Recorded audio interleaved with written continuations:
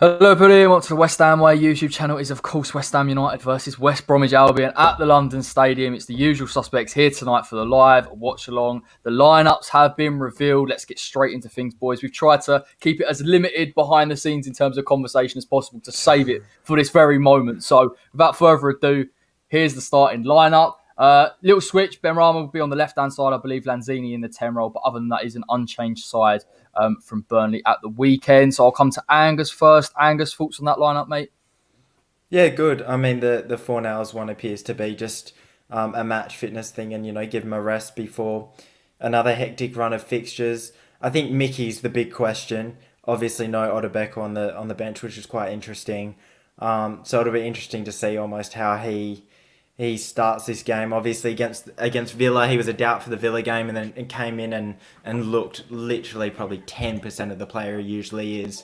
So it'll be interesting to see, come 50th, 60th minute, how he's going. Because he will lose that tremendous yard of pace that he's got. And he will eventually become quite a dull player, I would imagine, throughout the game. And then it would appear that the straight swap is for someone like Yama. So which will be very, very hard if we're looking to chase the game. The West Brom side, I'm sure we'll get onto later. But it almost does help that we've got probably a more creative player in Lanzini, playing in that 10 as well with Benrahma. So try and get in behind that defence, which will be critical. Good point about Antonio as well, isn't it? The fact that Yeah. you see in the past couple of games, he plays, he looks sharp for a certain period of time. And I think even in the Burnley game, looks tired, looks fatigued, sits a bit deeper. It does affect us. And again, we are putting him through the mill here a little bit, asking him to play for a full 90 possibly in this game. Dennis, thoughts, mate, particularly on the bench as well?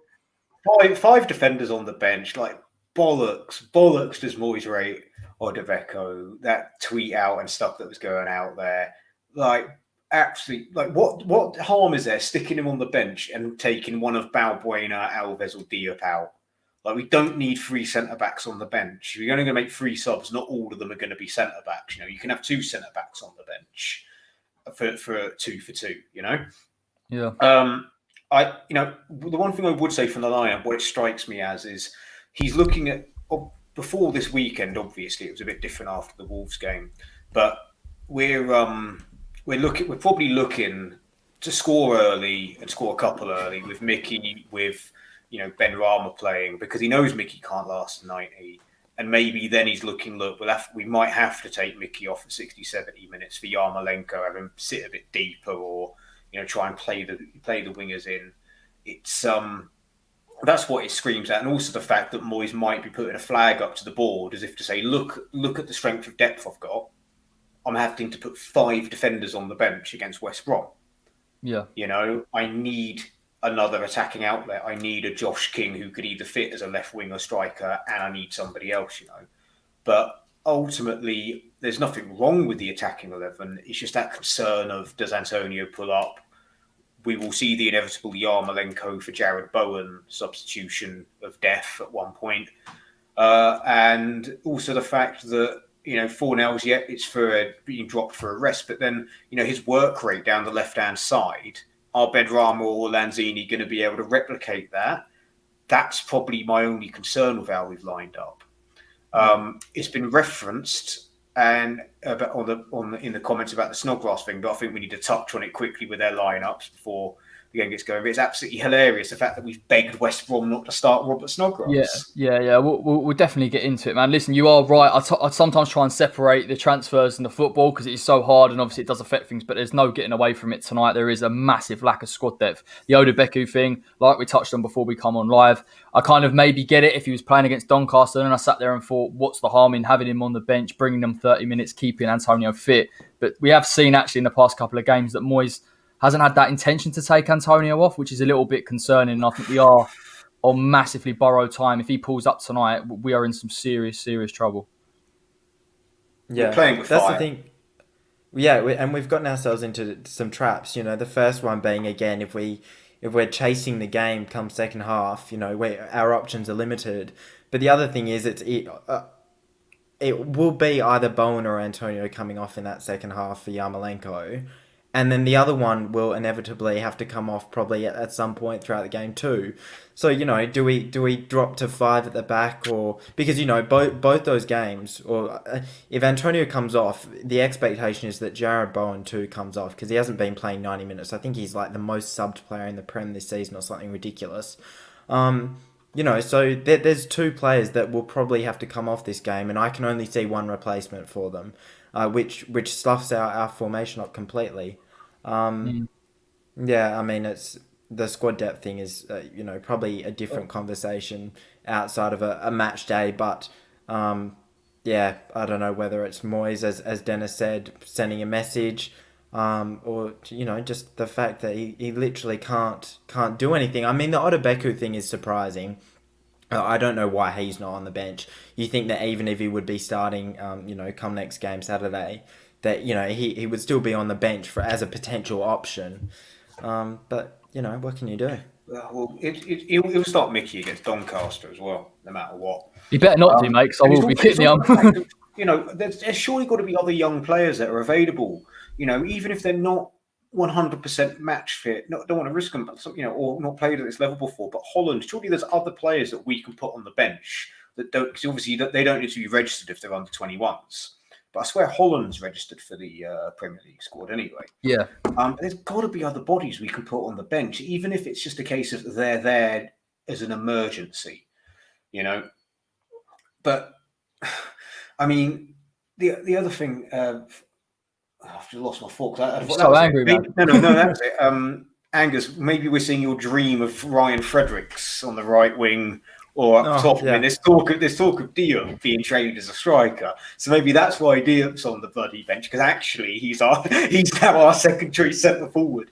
I'd hate to see the mobility, and Diop does not strike me as someone with bags of pace, and if he does, it's pace. It's what I like to call off the ball pace, and that he's quick at getting back. But given the ball, he's not really able to control the ball with speed, whereas Fredericks would be. I hope we never see Diop up front. I genuinely hope we don't. So that's all. Actually, I wouldn't mind it.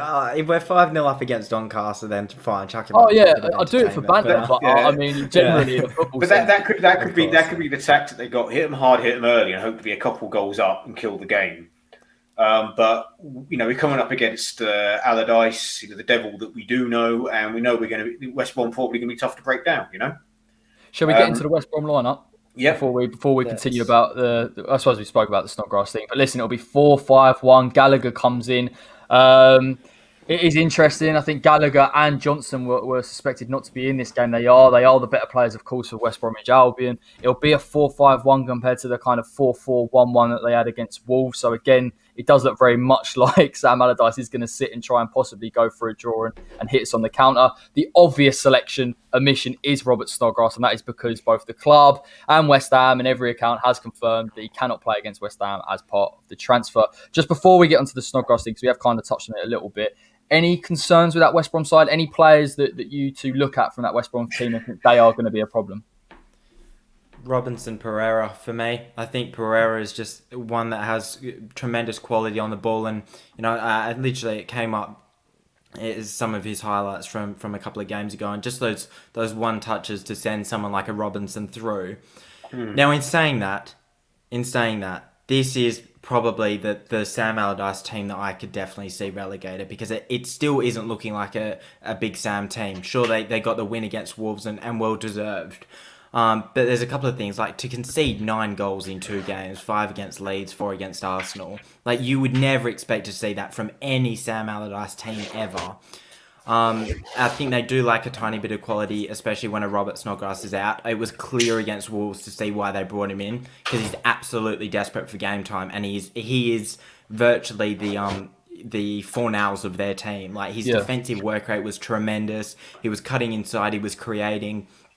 But the other thing is, I think the fact that Slaven Bilic didn't actually lose that dressing room before he got sacked. Obviously, he got sacked the night that they drew 1-1 with Man City. I think the expectation was, as soon as you get a manager like Big Sam in, you start to see the results pick up. And sure enough, they did get the draw against Liverpool. but then they dropped off again, and that's because the players, the mentality hasn't changed in that dressing room. They are still the West Brom side that they were at the start of the season. Sure, they're trying to get into this system that Sam Allardyce loves to set up, and it looks like a fairly defensive setup today. But I do think it'll take time to adjust, and I can't see them getting promoted. Staying up. I really can't. And you see those. If you think about Watford beating Liverpool 3-0 last season, you get those big results for clubs that inevitably get relegated, and it still doesn't look like a Big Sam team to me. I mean, they went 1-0 up and then fell back to 2-1. And I think if we really want to go for it today, this could be a 3-0, 4-0. But he could make it tough for us, as you would expect him to do. This is the thing about this Allardyce side. We associate Allardyce comes into a club, he shores it up defensively, they look good. But at times when Allardyce has come in, this team looks at 6s and 7s defensively. Exactly, 100%. They're not really playing that long ball because I guess they don't have that outlet. Robinson isn't that type of player. So he is trying to work with the personnel that he's got. And like you say, Angus, Grady Dean Garner out is a bonus for us as well. Carlin Grant's not really featuring in the side. This is a real opportunity for West Ham to go and get the win today. Touchwood. Dennis, your thoughts? I'm going to be honest with you. I'm just going to say this is a first for me. There's a few of those players in the West Brom side I've never heard of. I've just simply never heard of. Like I'm a guy, ladies and gentlemen, watching that lives playing Football Manager. There's a couple of those players. I don't have a fucking clue who they are. Call them out. Put the lineup again. Like there's someone in centre mid. I've got no idea who that guy is. Sawyers. He is actually, and I said this in the preview, and I don't want to be disrespectful. He's not Premier League level at all. It's not even close. Never heard of that bloke. Not even close. when you talk about us having Ben Rama and Lanzini and the inverted with Bowen, we should be utilising that space. And I did think that if they played that 4-4-1 they did against Wolves, we might have had that option. But you can see that Allardyce knows that West Ham are going to come with those attacking midfielders and just try and nullify and sit in and soak it up. Well, and that's the thing. It's like the one big problem we've got with how we play, and it's been a problem for a while, is that as we touched on a lot of times, there's no plan B. Every team knows how we're going to set up. And it's just been the strength of will and individual performances on both sides, either negative on other teams and positive on ours, that have really made a difference. Like we win games in moments, like Everton, Burnley, Fulham, Sheffield United. We won them with just a moment, 1-0. Yeah. Villa, admittedly, Villa lost that game with the missed penalties and the VAR decision. It wouldn't be surprised me if Allardyce has set up a certain way to nullify us. It's just whether we got the quality. And certainly our starting 11 should be wiping the floor. Absolutely wiping the floor with this West Brom side. But equally, we put up a strong team against Stockport, and that's their cup final. This is Sam Allardyce's cup final. To say West Ham, to beat West Ham and beat Newcastle, or to say Sam Allardyce breathes. The two teams he's always desperate to get a result against. Let's hope we keep our 100% record up against him. I'll back us to do it. It's just the West Ham way. This is a type of game we tend to fuck up. But looking at that lineup, there can be no real excuses. We've got the quality. We're playing 4-5-1. We're playing Ben Rama, Antonio, and Lanzini playing, who could be beautifully. Jared Bowen needs to be a bit more composed in the box, but again, vastly superior to any other option on right wing. This is probably, with the exception of Fornells and Lanzini swapping, this is probably our strongest lineup we could pick out of the players we got. There's no excuses. I think against a West Brom team like this is the best starting lineup we can put out. Now, I'm not saying that Lanzini is a better player than Fornells at all, because I think Fornells, and I didn't touch on it last game, and fair play to him. I think he had a really, really good game, and he's someone that I haven't been quite sure about, but I'll hold my hand up and say he absolutely had a standout performance last game. But in saying that, I'm not sure we need that defensive work rate that we necessarily get from him against a team like West Brom. And I think, if you think about having someone like Ben Rama on the left and then Lanzini slotting in centrally, I think this is a good game for Lanzini just to try and work a bit of magic. And I don't know, it's all, we'll have to wait and see at the end of the day. But, it's not like we will dominate possession, and it is notorious for a West Ham team, especially this season, to dominate possession and struggle to create. Prime example being, as Dennis touched on, Stockport. But I think with someone like Lanzini in that team, he can. It's just those moments of magic that he can produce. that could come in quite handy today. One person I didn't touch on, and Corey, you touched on this in your preview, and in terms of quality players for West Brom, Ajay, I think critical. Saw the Liverpool goal, and he scored numerous this season. Just a danger in the air, and someone that we've really got to watch out for from set pieces. But similarly, he's actually quite a good centre-back as well. And to be fair, obviously, West Brom have conceded quite a lot of goals this season, and I haven't really seen necessarily a lot of them. But there's definitely some danger in that defence. And I think, although I really rate him as a centre-back individually, I think as a group, there seems to be quite a bit of disorganisation in there, that we can dismantle them. So the only other thing I know about West Brom is that Sam Johnston is a quality goalkeeper. I was kind of hoping he didn't play. But Sam Johnston is a very good goalkeeper. Like this, I think there was like someone ranked all the goalkeepers in the Premier League, the starting goalkeepers, and I think there's lots of kickoffs that Fabianski was in the bottom half. But I see, with the exception of you, there are not really many poor goalkeepers in the league at the minute. Even the bad teams have got good goalkeepers, and Sam Johnston earlier in the season had an absolute masterclass, if you remember, where I can't remember what game it was, but I think he made like fucking 9 or 10 saves. And it was absolutely mental. So it depends. He could be inspirational for them in goal today. That's the only thing I could really see us stopping scoring. They leak goals. It's just a case of outscoring them. And for my fantasy team, I seriously hope we keep a clean sheet because I've got Dawson and Cresswell in. Double game week. Come on, the boys. I'm final famous last words. I'm confident that we're going to win this game. Just a touch on. Very rare that I say that. Yeah, exactly. Yeah, it's a rare occasion. Just a touch on Angus said about Lanzini and Benrahma could be crucial in this game. We saw it was against Stockport, albeit lower league opposition, but we'd like to see a bit more out of link up. Clearly, they've got an understanding. The actual concern in this game for me is if we see Antonio fatigue and we don't change it up, which I don't think we will, and he inevitably begins to drop deeper and it becomes comfortable for West Brom to sit in a low block and we're not getting in behind, and it's 0-0 or we're 1-0 down, then it becomes a problem. Like you say, Ajay is fantastic from set pieces. One thing you will say about Sam Allardyce side is they know exactly how to utilise those set pieces, and if they get one early, particularly against us with that zonal marking, could be an issue in trying to break them down. It is going to, but like you say, we've touched on the technical quality. For me, we are better. There are a few little gems in that sort of lineup for West Brom, Pereira, Gallagher at times, but we should be more than strong enough to see these. Ultimately, mate, Ajay has not come up against Craig Dawson yet. Behave yourself. Yeah, but no, it's an interesting point. Hero. But nonetheless, it's an interesting point. They will look for that aerial battle, and Bonner and Dawson, you would back them. It just depends how well these set pieces are constructed, to be fair, if they can outsmart them a little bit. But yeah, we've got kickoff coming next couple minutes. I mean, we do. Oh, rumour is Frank Lampard could be sacked tonight if Chelsea lose to Leicester. That'd be fun. The laughing policeman.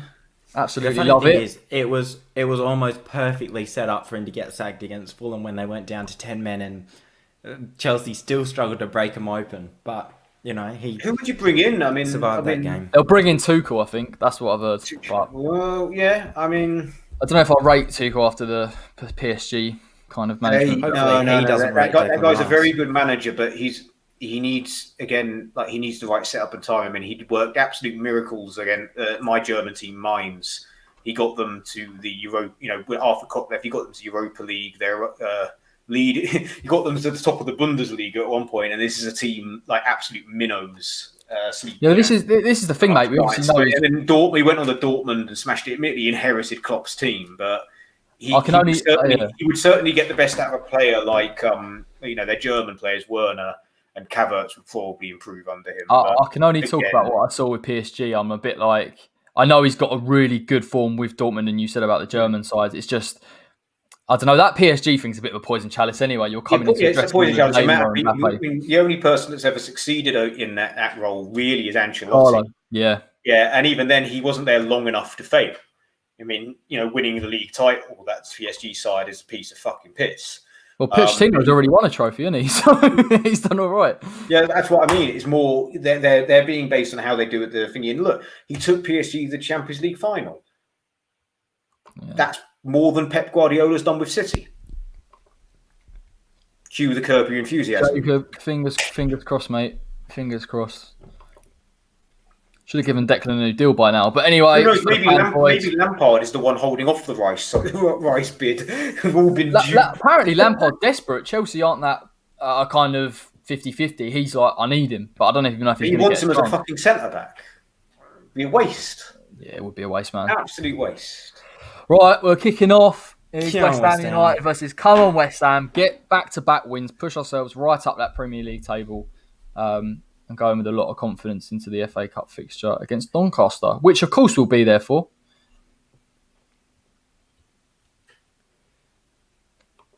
Well, at the minute I've got an advert for BT picture quality, so I think I'm a little bit behind you lads. They're coming out now. They're wearing the fucking green and yellow kit. We always lose to them when they wear that. I'm so interested to see how Allardyce. I know you kind of know how he's going to play in that defensive shape, but I just want to see how we deal with that first 10 and just see, because then you get a rough idea about how. Because I thought we did really well against Burnley first half. I thought if you're going to play away against a side like that, that's how you're going to do it. But obviously there are slight differences in a. Seriously, no matter. We need to win today to break the curse. I mean, when West Brom wear yellow and fucking yellow and green against us at home, we always fucking lose. I mean, third trip to Upton Park was the 3-4 game under Pardew. We went 3-0 up inside 20 minutes. Jermaine Defoe gets sent off and we lose 4-3. In saying that, if there's any curse, it's the West Brom on a Tuesday one. Just that I saw that tweet. They've never won a game on a Tuesday in the Premier League. That is really enter West Ham United. What in Premier League history they've never won? And we're talking like they've played 30 games or something ridiculous. Yeah, but bear in mind they weren't in the Premier League till 2002, so it's not, and they've had plenty of spells outside of the league core. It's not like the whole Premier League history.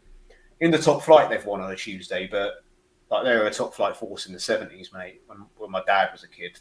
True, but from 92 to now, I suppose they haven't been in the Premier League. They were first promoted in 2002, and even then they've been like a fucking yo-yo club. But except for the stretch they had from 2010 until 2018, they always got relegated immediately.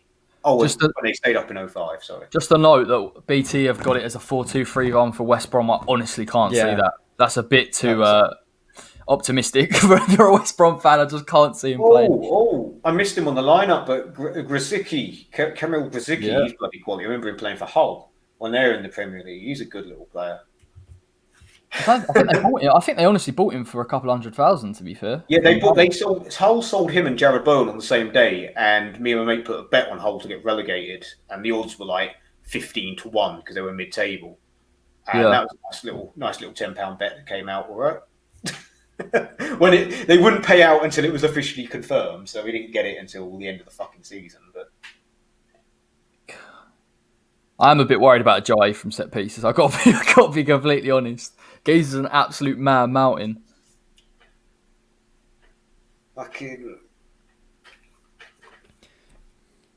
Remember, we were linked with Carl Bartley. Allardyce wet dream fucking having him. We were always linked with him when Allardyce was in charge. Like every fucking summer, we're going to bid for Cole Bartley. Never happened. Alrighties, I have kicked off. Oh, I'm behind. Right, literally everyone's doing like come on lads, let's go, and they've just had a zoom in on Craig Dawson for me. Oh, so you're a bit. Corey, let me know when you've kicked off, and I'll start mine. Oh, okay, hang on. Right, up there, taking the knee. Yeah. I'm still nowhere near that. They're all doing like let's go. You wait. And then I will... Yeah, kicked off now. There you go. Right, come on, West Ham. Put it in. I'm a teeny bit behind you, lads.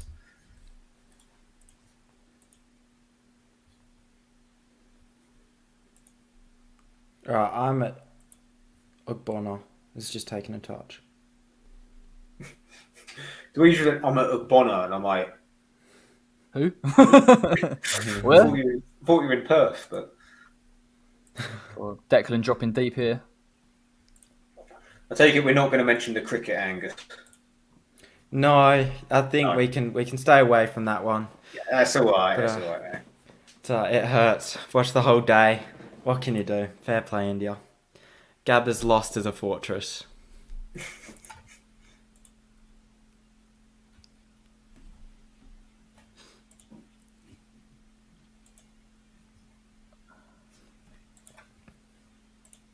It'll be interesting to see, as it always is, first 5 minutes again, how we dominate possession and whether it almost seems to be a case with West Ham sides of late, whether it's us dropping back and then countering or trying to push onto them off their own accord. But yeah, I think the first 10 minutes will dictate that a tiny bit. Well won, Aaron Creswell. They are pressing. They do try and press from the front. I mean, not as as a side, but you see Gallagher there trying to get close to Creswell and win something. Yeah, it's they obviously need to give Robinson a tiny bit more of an outlet. Yeah. So maybe that is, if they are setting up as a 4-2-3-1, I mean, it's yet to be seen. Obviously, that's how it could come out. You know, I think it sounds like me and Jacob are about the same wavelength. I'm about a minute in now. Come on.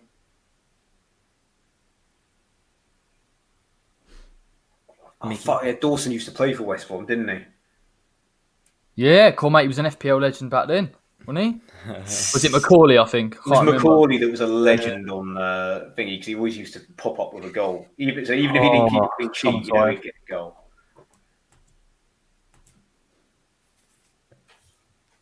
Oh, well won, and oh no.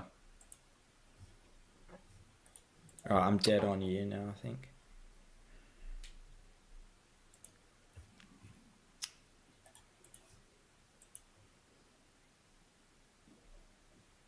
Yeah, look, they are quite isolated, aren't they, West Brom? They ain't going to commit too many forwards. You got the wingers as well sitting quite deep. They're not even really getting past that halfway line. I feel bad for Robinson because he's quality. He does look like he's got something about him, but he just has seemed isolated for quite a while in these sides.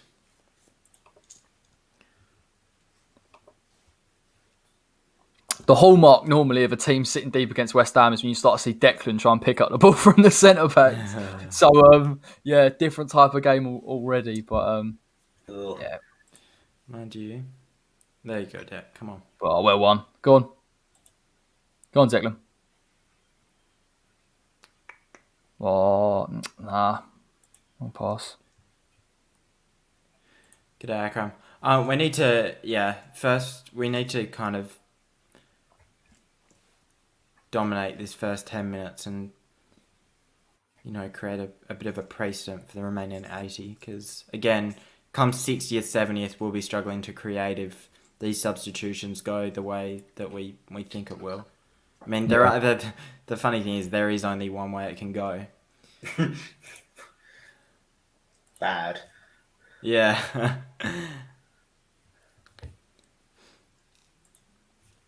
Sit West Ham, push up a little bit.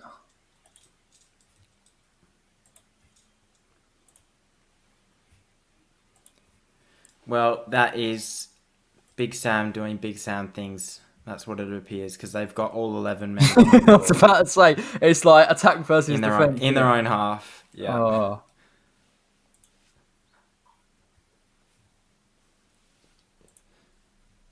Just got to move the ball quickly, haven't we, really? Big game for Dec, I think. Big game for Dec, because it'll be a matter of either they'll look to push Soufal up a tiny bit more and he'll be the one holding, Exhibit A being now.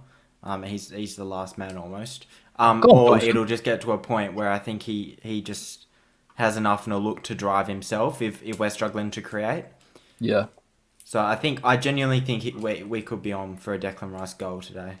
I'd love to see it, man. I'd love to see it. I think there's an opportunity as well. I'm not saying obviously they do. Yeah. They sit behind the ball, but they will push up, and I think you see just there glimpses of Declan winning it and driving forward. I think that could be something that West Ham look to try and create from, but we know it's attack versus defence. So the game are you lads? 5-16 set piece. About 50 seconds behind you lads. So if anyone's watching, apologies if I don't react in time.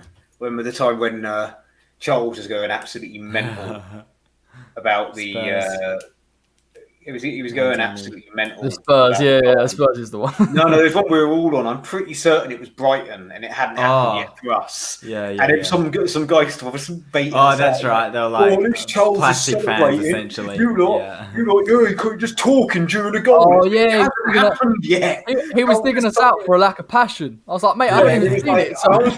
It wasn't even anything about like internet. I was watching it live on TV. For some reason, I was about 15, 20 seconds behind. Yeah, Charles was at the game, wasn't he? So. Yeah, more or less, mate.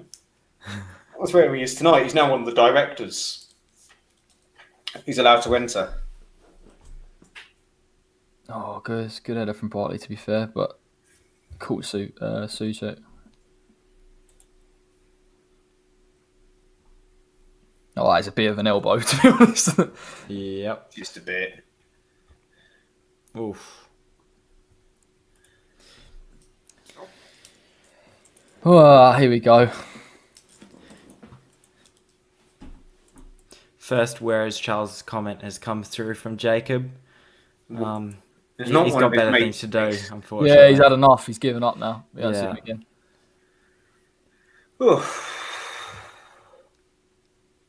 Mickey out on this wide left, which isn't... Corner West Ham. Here we go. Deck, step up, please.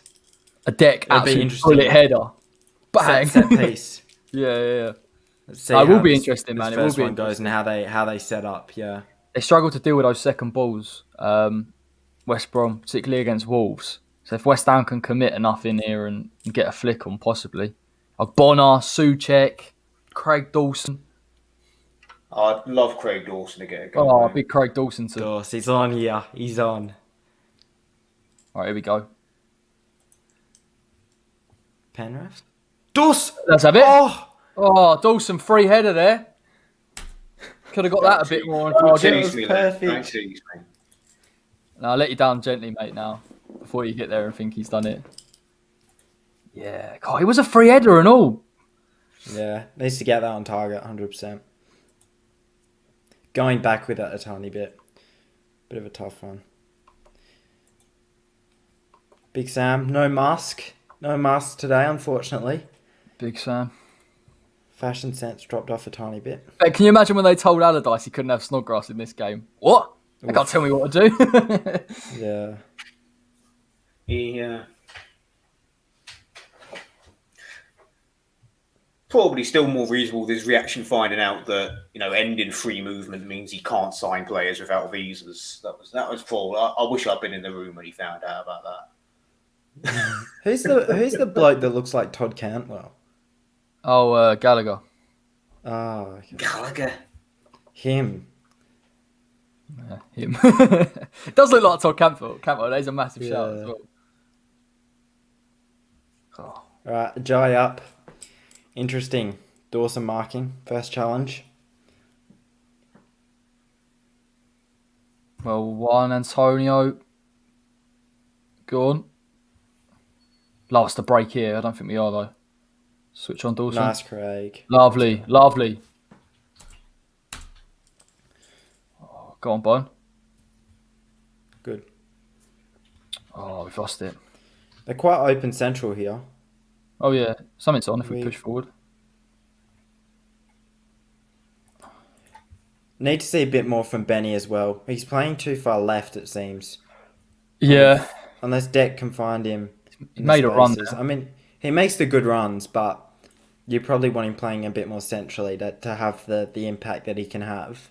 Yeah. So it'll just be interesting to see. I prefer Benny in the 10, to be fair. I thought he showed real glimpses against Burnley, but I do get the Manu shout, I guess. It's not necessarily him playing on the left in the formation. It's just that the left side of player is too far wide, I think. Like, if you play him in like a left-sided cam, like essentially have 3 cams, then it's probably not as bad. But in saying that, Jared Bowen is a wing player. So, I don't know. Oh, that's a good ball. Is he on? Is he? Oh, yeah. He's off. He's off. He just seemed to hesitate a tiny bit, and the centre-back seemed to know. Yeah, he was off. Riyad says, let's show West Brom what we can do. Hopefully we'll try at some point, mate, to be fair. But it's going to be one of them games today. 100%. That's the thing as well. If you're Sam Allardyce, having picked up a win against Wolves, 2 results back to back, regardless of whether they're wins or not, would be quite a momentum boost for them. So that's probably what he's looking to do. Just I agree, mate. I again, think if he can get a dominating draw, possession. if he can get a draw out of this game, he will 100%, just because of the position they're in. So interesting test then for David Moyes, who usually lets us sit back and hit teams on the counter and provide, as Dennis said quite perfectly, the individual moments of brilliance to nick the 3 points. He's the one that's going to be asked to do the work essentially today. David Sullivan. Charles. He'll be back soon. Of course he will. Drop a like, Charles. Come on, do your duty, mate. He's only here for the big games. He's not here for these. It's proper plastic. Really relegation. Yeah.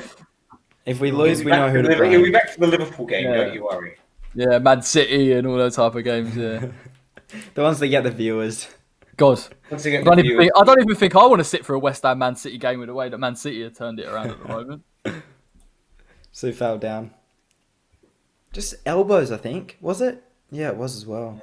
Tends to get elbowed every game, doesn't he, in the jaw? Like, every single game. God, look, Grzycki knows where he's at there.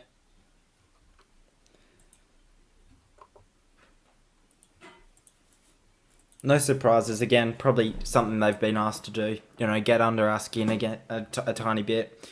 Test our defence. We'll be forced to work for 3 points here.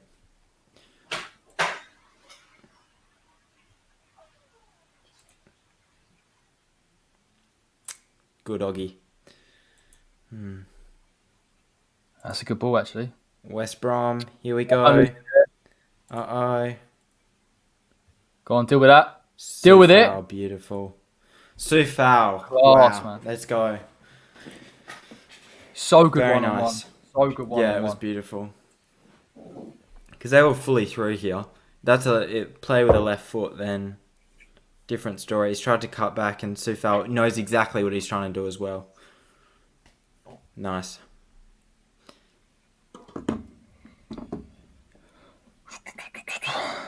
Right. Manu not quite involved at the moment. Manu's dropping quite deep. We're 13 minutes into this game. It doesn't feel like 5. Literally, I don't know. Like we're normally used to us starting with a bit of frenzy and then slowing it down. Yeah, Charles is spot on. It's looked flat. It genuinely, we could be 30 seconds into this game. I always think though we struggle for ideas against teams that just sit deep and 100%. Again, it always seems when we dominate possession, we don't know what to do with the ball. I think at some point we'll start taking a few more risks, possibly progressing Creswell and Sufal a bit higher. But again, I guess there's no rush. 30 minutes in, West Brom are clearly looking for that counter as well. So they nearly got in, to be fair, and it could have been a bit of a worry. They did, yeah. Yeah. I've just had that. It was very well dealt with, but it was, yeah. Ogbonna's starting to play those long passes as well along the ground into like a number 10 like Manu. But it all has to work perfectly, we need that really good phase of play. It's almost, once we get the ball to the 10 or to someone like a Ben Rama, Antonio's been quiet thus far, and it's just what we do from there. It's going to be really hard to create in that final third, and that's why I think someone like Deck creating, an extra problem for them, an unseen problem perhaps, in and around that box could be quite dangerous. Oh, but again, Antonio there. Risk of being hit on the counter. Again, look, there's no one really in the box when Antonio's picked it up. Yeah, mate, it's not easy, is it, playing against a side that are looking for that counter? We are normally the team that does it, but I mean, a couple more risks. Have you just seen that, Corey? Not yet. Let's have a look. Oh, jeez, he's on side, is he? Oh, no. That would have been nice, wouldn't it? Bowen on his left foot there.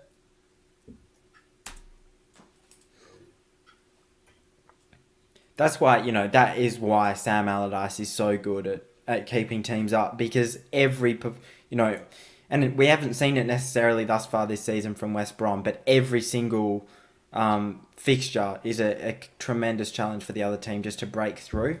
It's so hard to break down a Sam Allardyce team.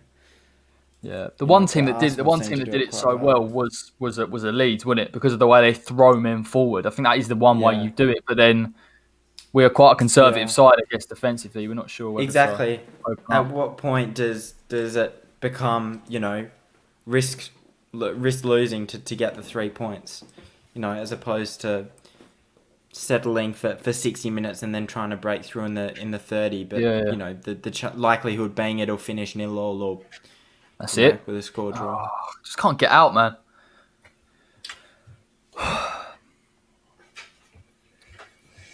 Pereira got a bit of space here. Benny, drive. Well done. Bowen's on the other side here, if we can see him.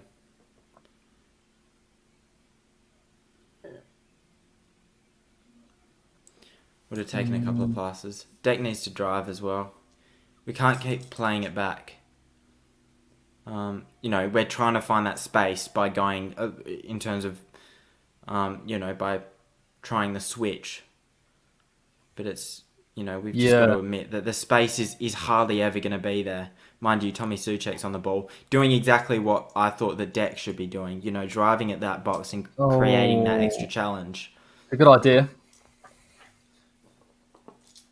Yeah, you're right, mate. You need to throw numbers forward. And I think sometimes playing these balls down the channels for a Bowen or Antonio is too easy for West Brom. They're not committing their fullbacks high enough, so they're not going to get caught. So,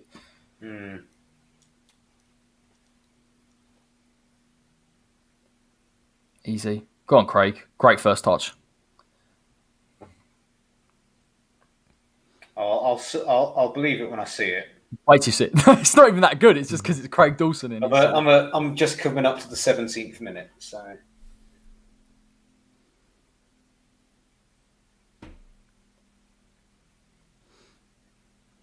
There you got Pereira trying to press on. Poor pass, Cress. If you beat that press, there is a lot of central areas. There's a lot of space. So as I said, that we're going to struggle. We just got to admit that we're going to struggle to get pace by breaking through the line. Sure enough, actually, we, with the Souček chance, there was so much space there. So you're spot on. Breaking through those lines, suddenly we've got a bit. Mate, it's so average of a football player that I've made it up to be good, but honestly, it's an alright touch. It could have gone. Mate, compared to what I saw against Southampton, diabolical. Oh god. No, I'm happy for him. Fair play. Do you know what I mean? He's had a couple of games now, and he seems to have calmed down at the level. Oh, here we go. Sam Allardyce does use long throws as well. Are we playing Stoke? Look at WHUWBA for the flick on here, if they can get it. Well, the minute there's so little going on, they're talking about Jess Ennis. Oh my god.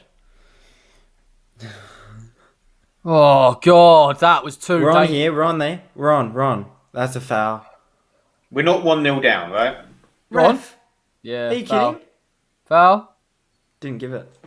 Oh, he's played on that. Behind me, so I'll pause. That was ridiculous. That was a foul all day long.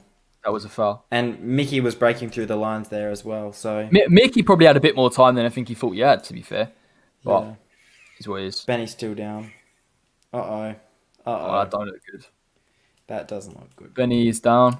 He's looking in a bit of pain here. Yeah, he just caught him, innit? I think it's O'Shea. Oh. Not a nice challenge at all. That'll be it. Benny's out, so...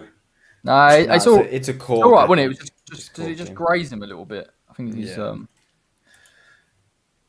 But again, Dennis, you're spot on. Like, if that was a serious injury, then what?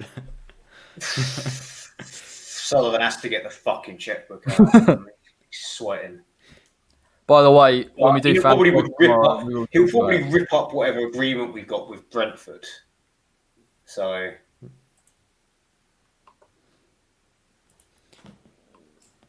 No, we'll 100% with Fans Voice tomorrow. We will talk about all of these ridiculous transfer rumours and news and things like that. So rest assured, there will be a time. But let's just get this game done. Just that Benny pull up now. And it's just coming up to 20th minute. Yeah, that goes on for a bit actually. Come on.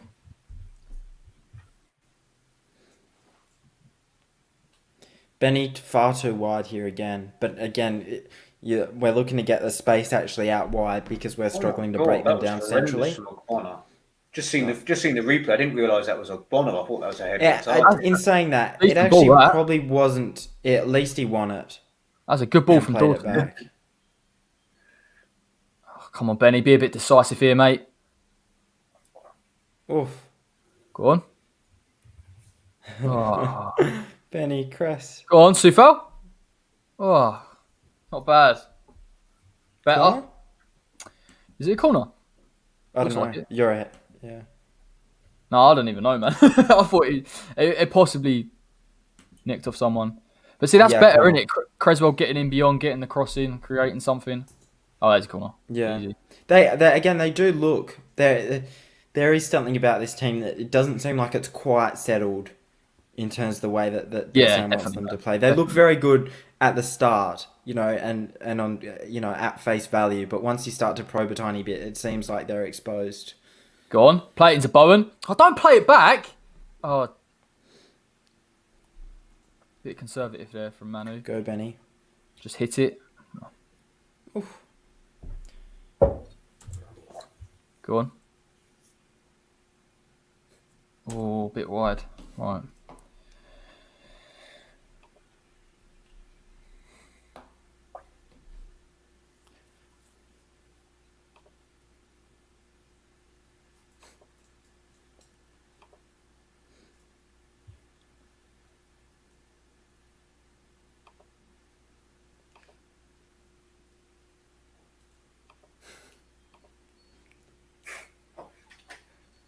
Oh, I wanted to, have a go at him and say, well, if we're such a small club. Nah, mate. Honestly, it is so dead. I just can't even entertain it. Like, it actually does my nut in, genuinely. I'm like, if we're such a small club, then why are you on the stream? I don't get it, man.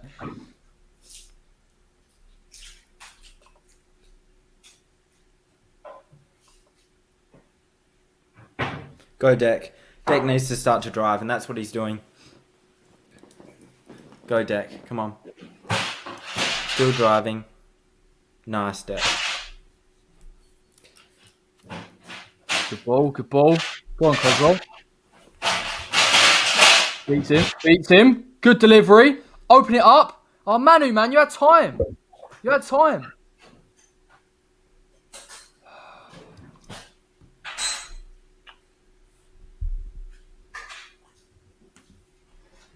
God, dear. Have you seen Angus? Are you ahead of me, by the way? Or no, I think you're ahead of me, but I've just skipped past that, so I actually missed the Manu. I'll go back. Yeah, no, he had a lot of time. It was actually good little cutback from Creswell, and he hit it with his left. But, let's have a look. Oh yeah, unlucky, but time. Okay, we seem to be getting into this game a little bit more now.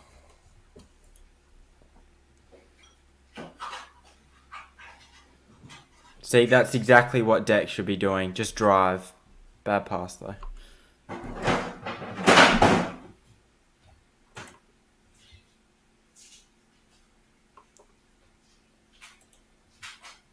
Well, Cresswell does well there. Yeah. Hey, he was on target. Just keeper was agile, that's all. Good Deck dropping back deep here.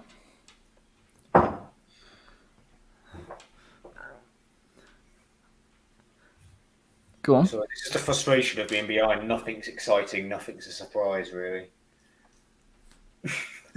Yeah, sorry, man. The pain of being behind.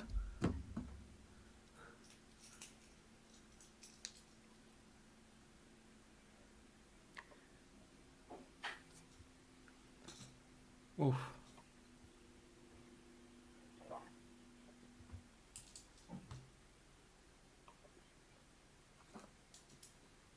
Dawson, tremendous.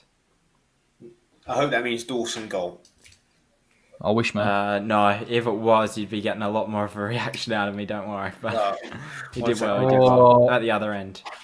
Deal with it. Oh, that's lovely, Craig. Oh, don't do that.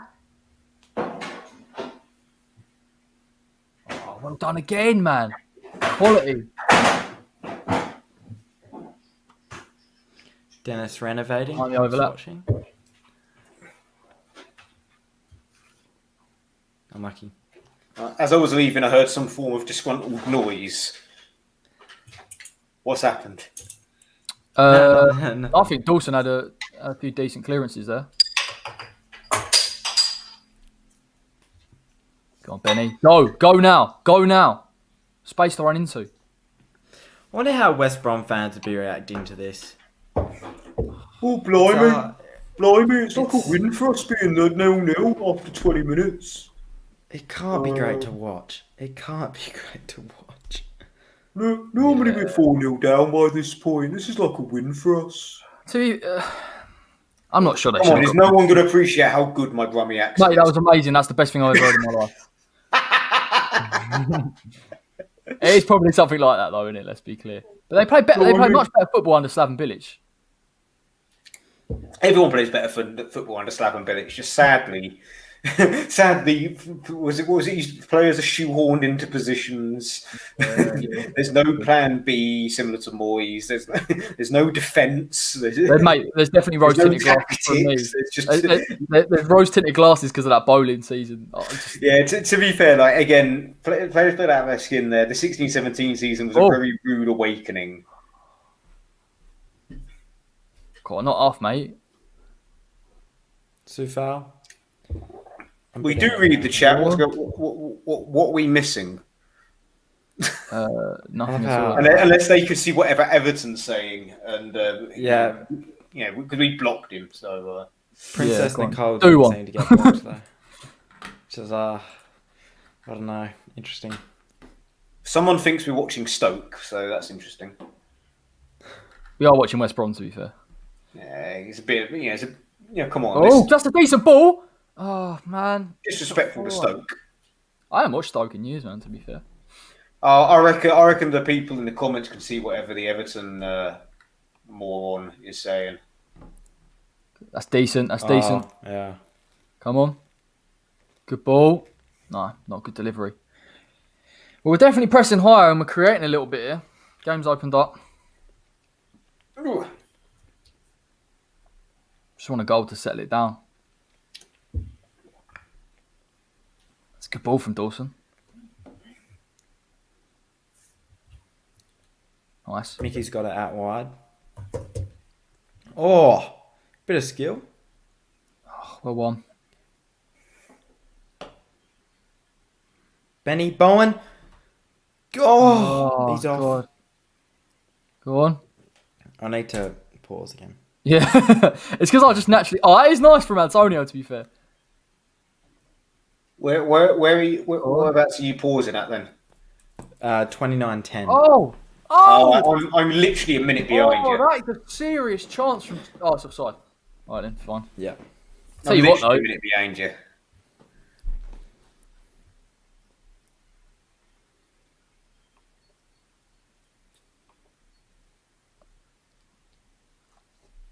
That is lovely skill from Mickey. Yeah, it was.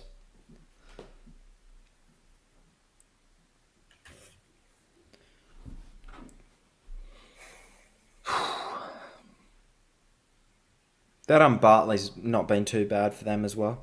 Mm. The second centre back. Yeah. But it's the same Bartley that used to play for Norwich and Swansea, isn't it? Kyle Bartley. Used to play for Arsenal, wasn't it? Yeah. I mean, we were linked with him. We were linked with him every window. Oh, I've just seen the chance from Jared. Overlap. Oh, too much, Benny. Too much, Benny. I'm happy it's opening up a little bit, to be fair. Just got to be a little bit more decisive.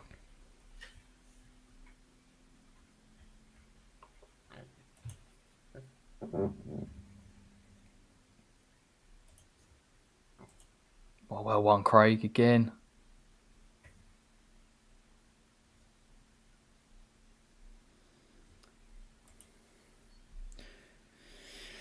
Boy, it's painful football to watch, I tell you.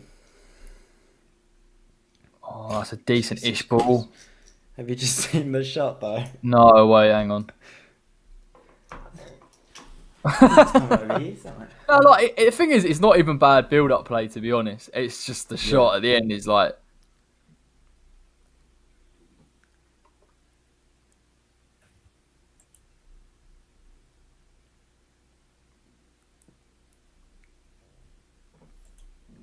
According to the comments, it's 1-0 to Superman.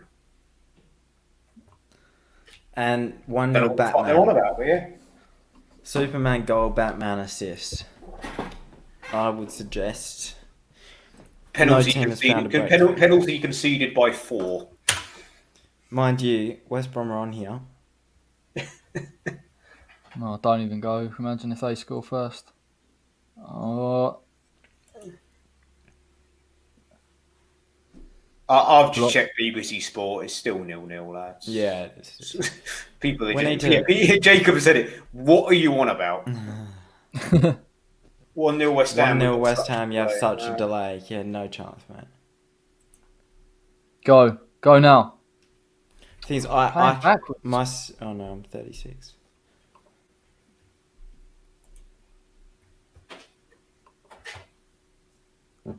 I'm just wondering, in this scenario, if West Ham have scored and Superman, who would be Superman?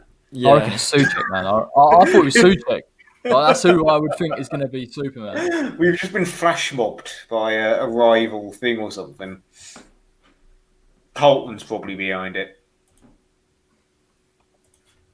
Yeah, but to be fair, Cotton is actually quite funny. Do you know what I mean? If Cotton was going to put something, he'd be... Do you remember, who was it that Colton used to absolutely rinse people thinking he was Colton Cole and he just said the lyrics to Mr. Brightside? Oh, Andy Goldstein, mate, was class. Oh, yeah. That's a good ball. No, not quite. Some absolute chancer pretending to be Colton Cole. I'll win that deck. Alex, Foul, no, surely. did not deserve to start. You don't. If it's not broke, don't fix it. We haven't conceded a goal in 4 games. Go on. He's like our 5th choice centre Go on. back, so that sums it up. Oh, Mickey, free free kick. kick. So Yeah, this is a big chance. decent. So who takes? Superman would be Manu? Craig Dawson. Mate, it'd Yeah, be Tommy fair, yeah. Souček. It'd be Tommy Souček, mate, all day long. Or Deck. Deck's going to have a hit here, I reckon, from the free kick. Oh God! So I don't need to worry. It's going to go over the bar, right? Well, You there's say 4 that, mate, a people, deck will put in top bins or something. There's 4 people over it. So Cress, and then on the right side, Lanzini, Benrahma, Deck. I want Cresswell to score it because he's in my fantasy team. I would suggest Manu's going to hit this just from looking at how they're running up. Well, the same person wait that and claims see. Superman has scored claims that we've scored it. I got a feeling it's going to be a right footer on this one. Probably looks like Manu, to be fair. I think it's going to be Manu. Yeah. I'd like to see Benny hit a free kick, though. No, I can't remember the time I've seen Ben Rama hit a free kick, so... It seems... Okay, so it's either going to be Manu or Cress, but it is going to be Manu. Come on. Come on, Manu. Oh, just over. Give it... No. Go!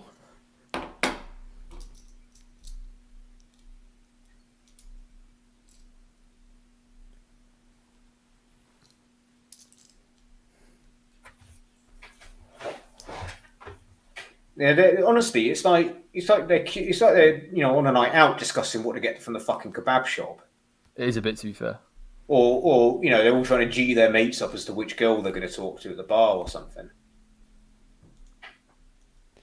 Nishay, City. What, to win the league? Yeah, I'd go with that as well. To be fair, Yeah. Oh, do you know what? Fucking... Honestly, I think people slept on City quite a fair bit, to be honest. No, they had a couple of bad performances, but... There are a couple of games behind as well, so they've kind of crept up. Like, if you look at Villa have played like 4 less games than United. It's just one of those, with COVID and everything, there was quite a delay, obviously, because they had European fixtures as well. So they've literally just snuck up. And they're doing really well. Like, they've kept 8 consecutive clean sheets, something ridiculous. In all John competitions. Stone's coming in as well. Ruben Diaz, it's really good centre. I'm loving the fact that it's such a shit game that we're talking about Man City. Start it up. Q&A. You can change mate, the title of the stream and everything. Mate, they're the questions. Not United or Liverpool. Nah, I don't think United would do it, mate. Don't think they will. Nope. Don't think Ollie's got it tactically in him to go and win a league. He can't even win a semi-final, so...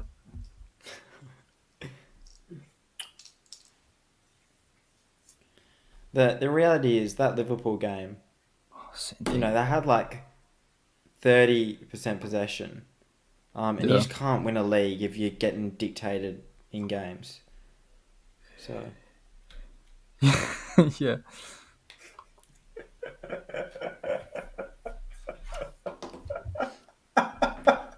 Hey, that's tickled you, that, to be fair. I'm just loving the fact that he thinks he's ripping us, yet he's clearly fucking illiterate. The comment section He's having totally a fun time with the illiterate. He stream. can't even spell my name, and that sentence makes no fucking sense. It's probably some kid, some year 9 that's like being homeschooled at the minute by mummy and daddy has got hold of the internet. This is how boring the game's got. Yeah. It's just turned it into some kind of like Q&A sesh. Deal with that, Sufal. If anyone is actually watching the game, to be fair, not a lot's happened. I'm watching the game, just I'm about 45 seconds behind. Continue to slate. It's a bit more entertaining. It has literally just been such a dead game. It's set up like what's the one that nearly went 7 hours? Like the Southampton game. The Southampton game, yeah, oh, mate. But Just the thing one of is, those ones. Like it's again, we shouldn't be. Yeah, we haven't set out for a fucking draw, but it's just like Antonio, Mickey's labouring. Mickey's labouring at the minute, and you know he's just come back from some time off, and he's not going to be able to do it all. And I think, it's just. I feel like now how Jose Mourinho felt after that goalless draw with Chelsea. He wants the jigsaw to break down the wall, is what he said in his interview. It's almost like we could score and like no one would realise for about 20 seconds. Yeah.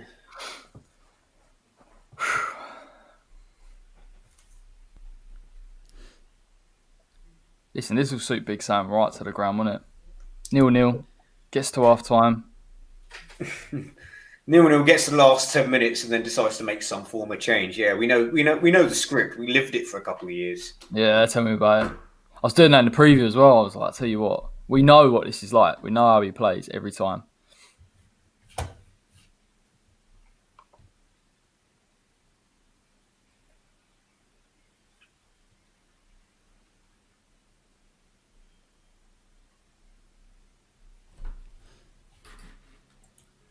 Come on, Benny.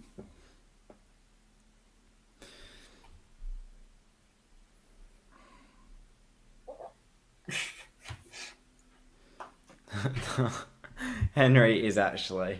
I don't want to entertain the comments, but Jesus Christ.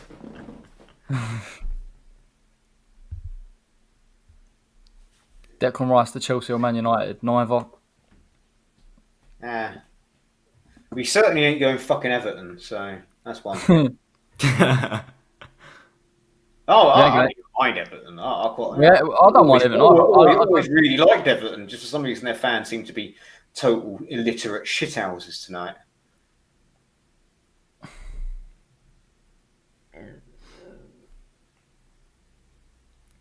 Go on, well done, Mickey. That's it. Go on. Well, to be fair, Fleetwood have got better training facilities than West Ham. And we couldn't afford him, so, you know. Mate, yeah, people go on about Sebastian Haller, but Joe Linton cost, if you're going to believe the figure of Haller, more or less the same. And look how much worse. I'm sorry, Joe Linton is so much worse. The one time Ashley gets his fucking money out and spends it, they sign someone like Joe Linton. But the funny thing about Joe Linton is he's obviously cost so much money that Steve Bruce is trying to get him in the side, so he plays him like left midfield. It's like, mate, it's supposed to be a number 9. Go on. Oh, shot. Shot on target, can confirm. 0-0, mate. Oh, come on. Go on. I mean, I'm loving that Everton Botches is comment saying it's a dead channel. Why are you wasting your time being on it? We're living rent-free in your heads, you mug.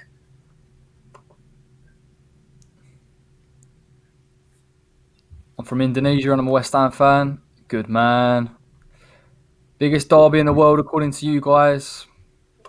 It's gonna be West Ham Tottenham. No. Biggest derby. Red Star Belgrade and Partizan Belgrade. That's the biggest rivalry, lads. Do you know what actually annoys me? To be fair, is when they build up Liverpool Man United as like a huge derby, and it's like the deadest game, and it's consistently the deadest game, and like it just don't understand. Scared to fucking lose. That's what I mean. That's the difference, isn't it? It's like they kind of don't want to lose to one another.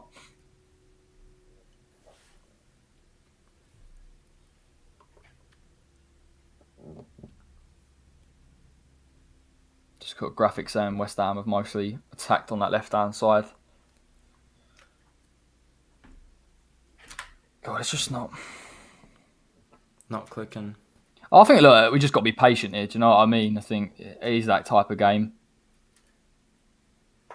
We just need a couple of switches as well. Like, Sufal constantly free on this right-hand side, but we can't... The thing is, and this is what we're starting to do, we're doing the 3-4 passes to switch. If we want to switch for the space, just play the long pass and take the risk. Yeah. No, we're going back through Dawson, and then Sufal's having to drop deeper, and he was the outlet on the other side anyway. So we just need those long passes. And also, we're playing like this, and we're playing back, and we're playing central, and they're getting in shape, and it's just easy for them to defend against. Oh, I just had a chance. And we're trying to play that ball down the channel where we are not going to catch them off guard. It's just got to be a bit clever with some of our ideas. Go on, Bone.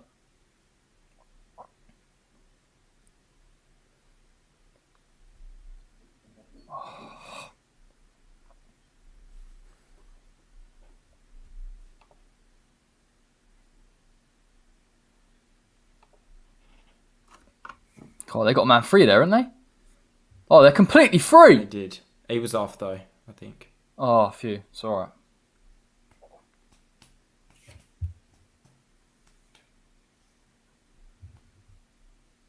I mean, lads, obviously we're coming up to half-time. We might as well get this conversation in.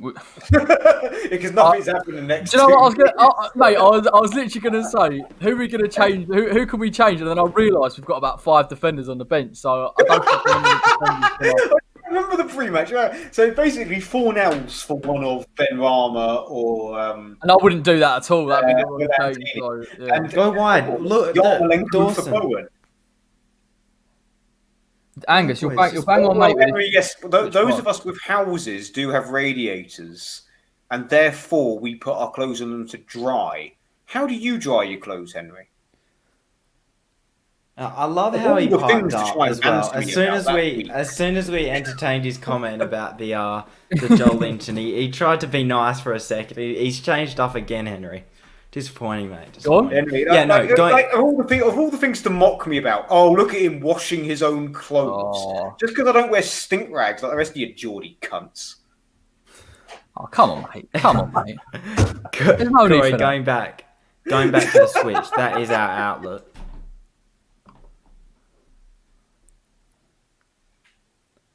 Yeah, you're right, man. You're right. But I think in general, like in terms of us, when we come against sides in that decent defensive shape, we just sometimes aren't quick enough. And like as well, we're not progressing forwards. We're trying to play it back, keep the ball, play it central. Just it's all too predictable. Go on, Phil. Yeah.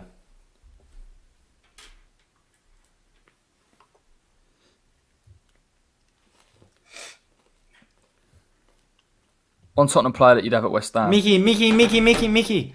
Oh God, man. I'll be honest, I thought nothing was happening. Oh. I'll be honest, we're just passing it between each other. That Championship player, Declan Rice. If we win the ball, yeah, if they got possession and we win the ball, we'll have a chance in this game. We just haven't done it enough. Come on.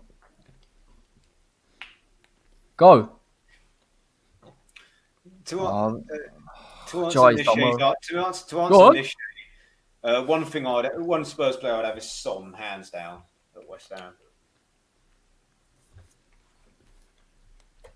No, I'd have Someone's saying 1-0. let's And have a it's look. 2. Bowen, Henry, I beg you right, mate. You've been slating us the whole time. I beg you right. Shit. It's Alex, though. Alex has piped up as well.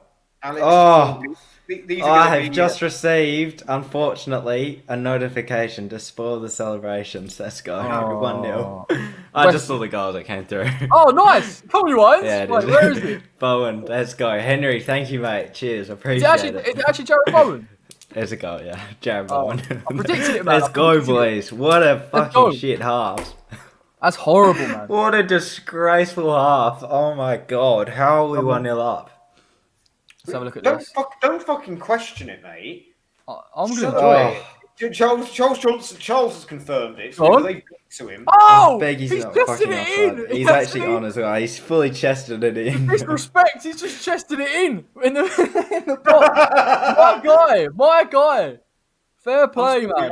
I'm still behind, lads. Oh, mate, wait till you see it. Like, just how nonchalant he is. We just chest it in. He might not have even known it was coming. Oh, mate, you take that. Who gets He his just can't be asked.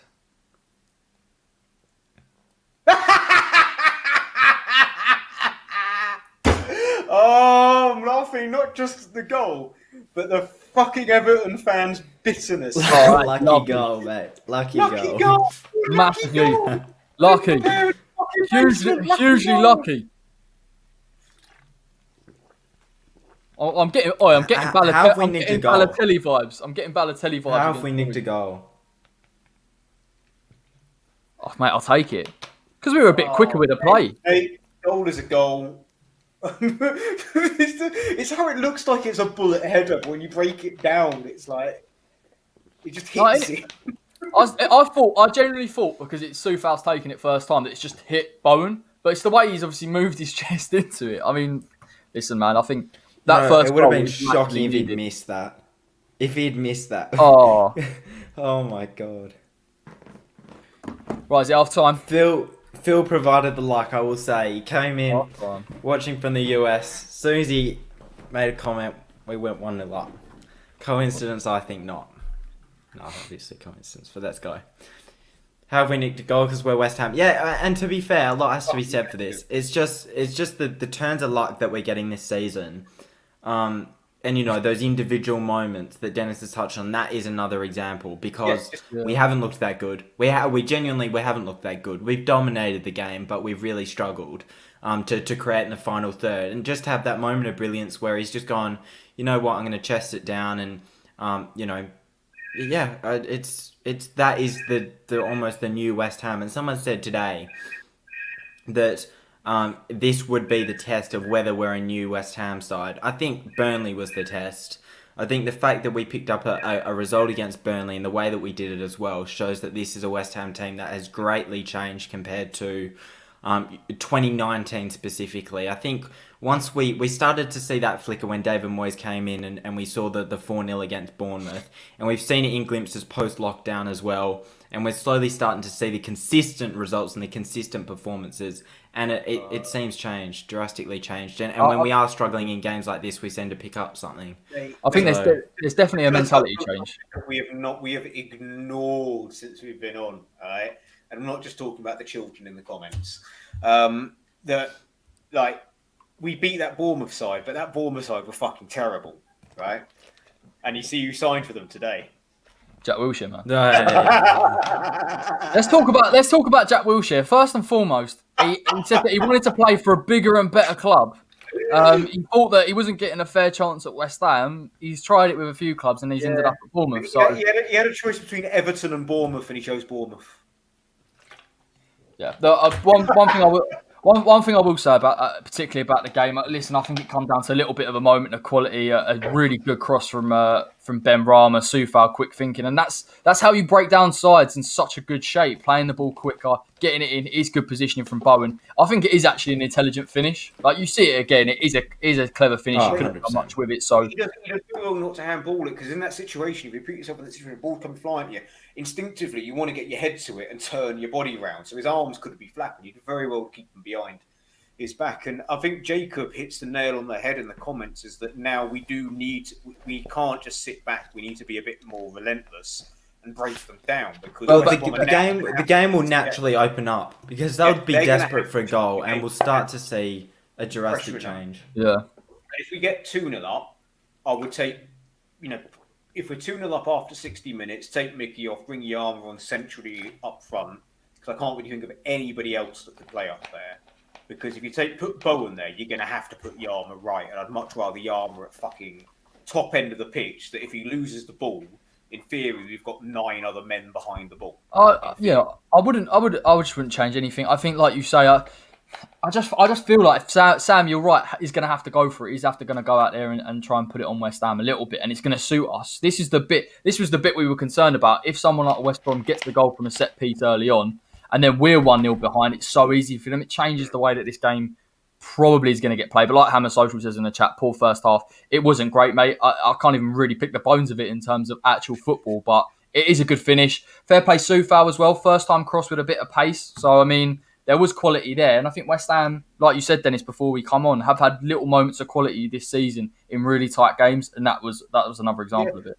Just literally moments. Mickey turning his body and poking it in against Burnley. He doesn't do that. Game's 0-0. Historically against Burnley have been our bogey team over the years. But that 1-0 win is so fucking vital. Souček having the presence in the box 1-0 against Fulham. It's just those little moments. Souček scoring that goal against Everton. Again, little moments that win us the games that we don't normally have. Normally we are the team that bottle it, that chokes. And it really it's a complete change of mentality this season. We've been supporting West Ham years now, and it's been the same thing, isn't it? That breaking mentality, not being able to see out these games. And by all means, we haven't been dominant. I know we have clearly been the better side over West Brom, but it's just that belief that we can get something from the game. And another fucking season, this would be a 0-0 that we're booed off at half time and full time. Actually, can I ask you both about this as well? Do you think not having fans this season has benefited 100%, West Ham? 100%. In certain games, yes. Overall, I'd say in certain games it has benefited us. In other games, it may have negated us a little bit. I think if we had fans for Man City at home, we'd have maybe held on a bit. In games such as the Burnley game, I think some of the, especially as we were sitting deep and they're putting balls in the box, the fan pressure would make certain players crack that don't normally do so well under pressure.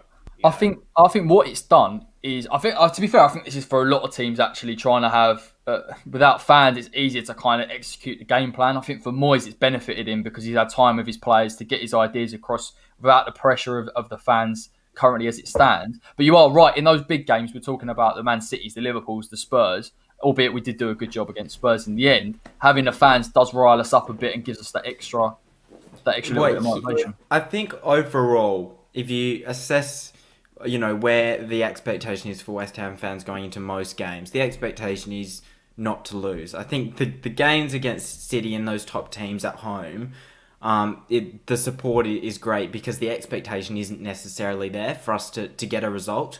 And it can be a bit of a motivating factor. But in the games like West Brom and stuff, you would have had the pressure would have started in the 35th minute, and fans would have been tired. I think if you look at across the course of the Premier League at the moment, like the teams that are desperately need their fans back in majority, and the prime example being Sheffield United, other teams in the lower half, where the expectation isn't necessarily there to get a result, and so the fan support is more of just a boost, if anything. The only exception being Everton. And that is, obviously, I don't want to entertain the trying to comments rile again. him, yeah. But that is a weird one, though. That is a weird one because Everton always seem to do well at Goodison Park. Obviously, quite a tight stadium with a lot of atmosphere. They seem to be missing the fans quite a bit at home. And if you look at their performances, they seem to do better away than they are at home at the moment. So it's just that's an interesting one because if you look at Everton, the expectation is for them to win most games. But the fans just seem to still provide a boost and don't necessarily I think that's what Carlo said that, didn't he? I think it was against, I can't remember, it was Chelsea or something. Yeah, no, it was. Yeah, exactly. It was against the Wolves. It was the Wolves game, I think. Yeah, after the Wolves game, which they won, but he made that comment. I think it's possibly about the way your side play as well. Like I think with West Ham, the way we play, even particularly when we've got possession, we've got to be patient because I think we've got to realise we're coming against sides that we can't necessarily break down. I think there is an understanding against a side like possibly a Liverpool that if we just hit them on the counter and we bide our time, we will get something from the game. So I do think not having the fans there has kind of allowed the players to relax a little bit. And yeah, like I said, I think it has given Moyes that time he needs with the squad and to sort of build into his ideas and listen, fingers crossed when the fans come back, it's that decent marriage of the players understanding the way they need to play and the fans also enjoying it. But I'm sure that's way off. That's still a way off, but fingers crossed sooner rather than later. I mean, what was I going to say? Oh yeah, the West Brom chance that I said was offside. Was actually wasn't offside. They missed a sitter there because he was free in the box and should have run front post and stayed central, and Fabianski cleaned it up. But that could have very easily and should have been 1-0 West Brom, which is quite interesting. Yeah, they make 100%. Like I think they've shown a few chances now where West Brom have been able to progress a little bit. That is a funny comment. Whatever, man. We'll continue. I'm professional, man. I don't think Angus knows what fake taxi is. So shut up, Dennis. Right, I think it was just a UK thing. Right, how long we got till? I might get a quick coffee actually before we get back. Yeah. All right, lads. I'll leave you in the capable hands of the comment section. There we go. Lads, what a comment section we have as well. An absolute perfect. Right now, mate. Right, catch you in 5. Easy. All right, what can we do? You know what? This is what happens when Charles isn't here. We've been missing him today. We haven't got anyone to bully without Charles being in. Just waiting for Charles to come with the comments. Also, if Charles was in, we'd have heard his dad celebrating before him in the other room. Yeah, we would have had the West Ham support. For Sheffield United, we just heard screaming from the other room. Charles might never come back after this. Not gonna lie, that could be him gone. I think some of the comments. I think Charles a little bit too mature for Charles's innocence as the baby of the channel. Yeah. Nothing much to say. I would say, other than the BT seems to be absolutely obsessing over Conor McGregor for no apparent reason.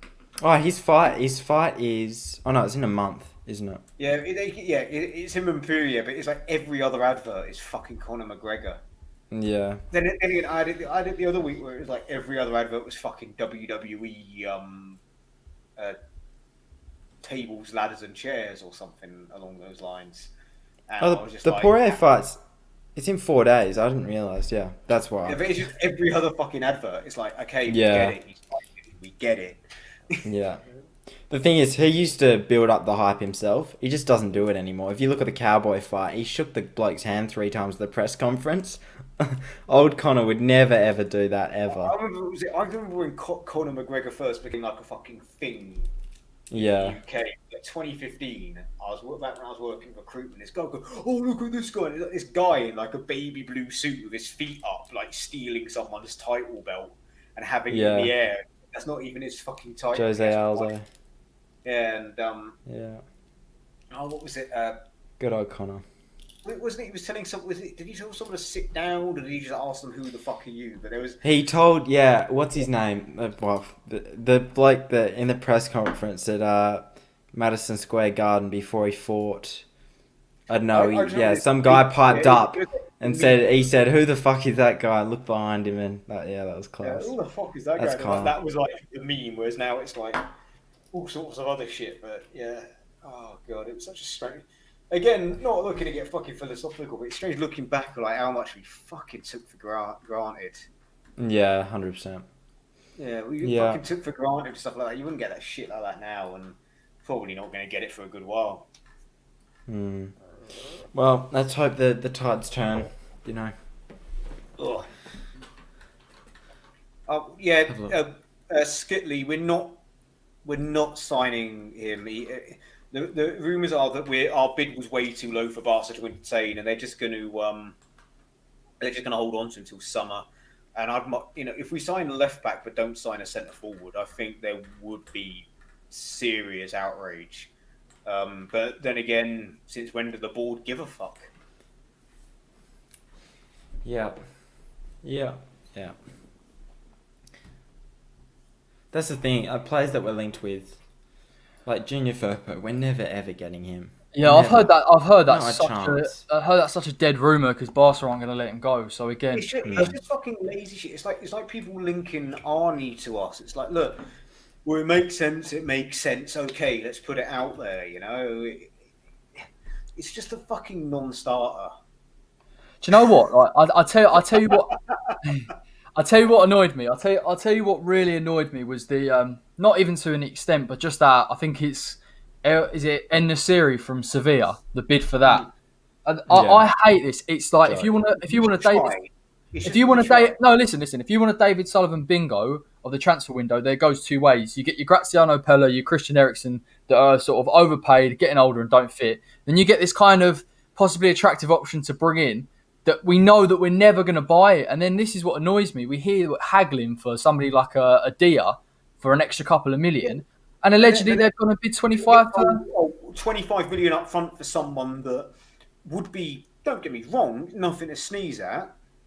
I think I'm going to be honest, I don't know an awful lot about this player, but what I've heard would be an asset. He's a talented guy, mate, but it's just like 100% be an asset to us. But someone that is exactly what, maybe not the same quality as Antonio, but like someone who could come in and just easily give Antonio that 30 minute respite and replace him in certain games is available. For what is £15 million in today's market is not a lot. Not a lot. It's like back in the summer, someone's mentally stuck being at Birmingham and signing, accepting 5 million bids for David Dunn. That's what Sullivan's fucking mentally stuck in. Anything over £5 million is a huge outlay. But the thing is, like, I'm getting to that stage, particularly with him, where when I see a bid like that, I'm not even convinced it's real, and I'm like, please shut up. Like, go out, let Moyes get Dia, give him the money to do it, and then just move on. But I'm sick and tired of this kind of every transfer window. It's the same thing. For the jugular with, you're laughing at as well. Look at the Steve Bruce joined comment. Oh, I swear Steve Bruce gets into this Watchalong every week. Every week Steve Bruce gets him into it. To be fair, Henry, you would absolutely love and hate to hear about my experiences at Hull. I went out for a night out in Hull where my mates started as well, by the way. In 2016, just after Hull got promoted again, and fuck me, they were worshipping Steve Bruce. They're giving out Steve Bruce masks. They're all chanting his name in the clubs. It's probably your own version of hell. So yeah. But back to what I was saying was Clarence and Hugh fucking tweeting about or putting articles out about, we tried to sign Jovic 2 hours after he signed for Frankfurt. It's like, that was blatantly in the works, like to go out and just say, we tried to. If that had come out weeks later, you can go, all right, fair enough. He's found out recently. We did try to sign him. But to go out 2 hours after he signed for Frankfurt. I've got to be honest. Like some of the articles that are coming out actually really got to me in the end. Like one of them about the European us qualifying. Mate, behave yourself. For real, any West Ham fan watching this channel, do not click on anything Claret and Hugh put out there. Do not get, because all they're after are the fucking clicks. The definition of shithousery. Fuck them. Fuck them. I'm sure we'll get into it tomorrow on Fans Voice, but don't worry, mate. Don't worry. I think Leslie asked me the other day, like, any chance of them coming on this channel? No, because we'd fucking rip the shit out of them. Fucking not West Ham fans, and they're exploiting West Ham fans. Fuck them. We're using for Callum Wilson in the summer. Probably not, mate, to be honest. Let's be honest. But the thing is, that's the thing. This Claret and Hugh account and the board will want you to think that we were, but no, we were probably, he's out of our price range. Whereas £12 million is a fucking snippet, and Henry, you guys would be so much worse off without him. It was 20 mil, wasn't it? Go on. It's a good play. £12 million, like, it's a fucking bargain. It was 20, mate, I think. Was it? I thought it was 12. If it was 12, I would have bit your hand off for Callum Wilson. I'm pretty certain I read that it was 12, but I'm willing to be proven wrong. Well, the thing is, I guess the argument was he picks up injuries here and there, but I think he's been pretty much fully fit for Newcastle. Even then, if he picks up injuries, if he gets, Antonio picks up injuries, you get 6 months out of him, it's worth I know, it. but I think the argument was he had 2 serious knee injuries or something, or one or another, or whatever. But yeah, he would have been a good acquisition, but pie in the sky, innit? We started this game off quite brightly. Manu, Benrahma getting on the ball nicely. I think West Ham looking quite lively. Antonio coming slightly out to the wing to pick it up. I think, like we agreed on, lads, I think just get that other goal and that kind of settle this game down a little bit. Jacob, just so Seema's 100% going to be a summer transfer. Their president even said that they're not going to get rid of them. I think he answers people on Twitter. So he does, yeah. So, and he said that, like, good bloke. Thingy. I haven't actually tried my luck yet to try to see what. No, he will. 100%. He'll reply. He'll reply in about 10 minutes as well. I just tweet Carell because Carell is as good as fucking DMing him. He's got a lot of good contacts in Czech football. Agent Carell. Yeah, no. We need to get. We do need to get him on the channel at some point. You fucking love him. Ooh. Oh, well done. Not quite. Not Well quite. done, No, because it looked like Creswell was going to get it, and then he just left it, and I was like, no, don't do that. So, yeah, I mean, there's a chance here to get 2 or 3, but again, much like the first half, in slightly different circumstances, we've just got to pick our moment. There's no point trying to trying to push desperately for a second goal. It'll eventually fall to us if we're resolute, because they'll open up. Nothing more than what's needed. Yeah, and you're starting to see that they're trying to dominate possession. They're trying to push up a bit. There's only so long they can pass it around the back, and as soon as they do push up, that's where we're at our most dangerous, and especially with someone like a Jared Bowen on the right. Deck obviously can hold a lot more. We conserve as much energy as possible. I think Mickey hasn't done much. Full stop. No, I don't think he has. But I think, to be fair, if West Ham do come onto us and we break them in terms of their possession, we can hit them on the counter. Oh no! What? Hang on, don't say anything.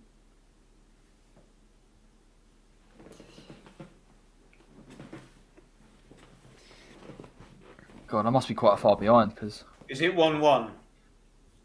It's 1-1. He's not saying anything. He'd say no. no. Come on.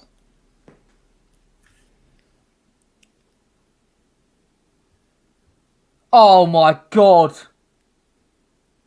Oh! Talk about. Hold on. Hang on, So it looks like they've blocked. Oh. His line has been blocked though, by someone in an offside position. Surely they don't.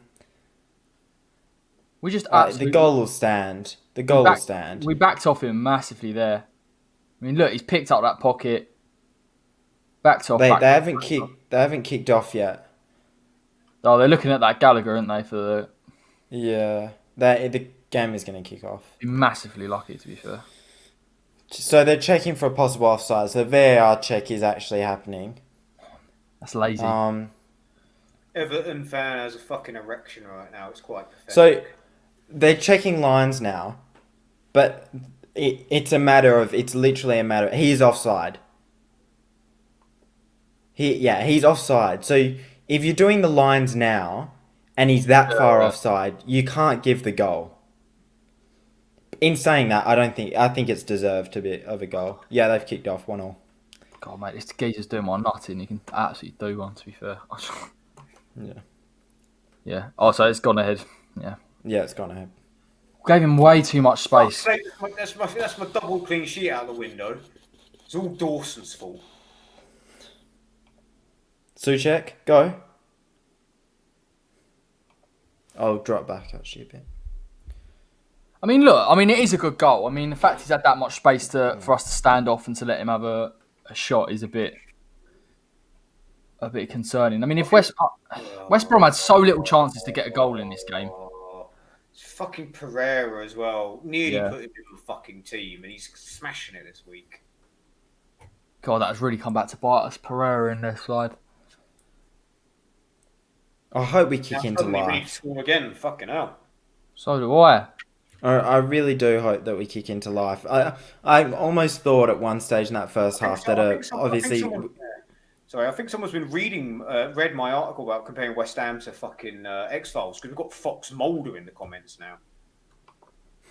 Fucking hell. That's really poor, isn't it? Yeah, hopefully we kick back into life, and I don't know. I don't know.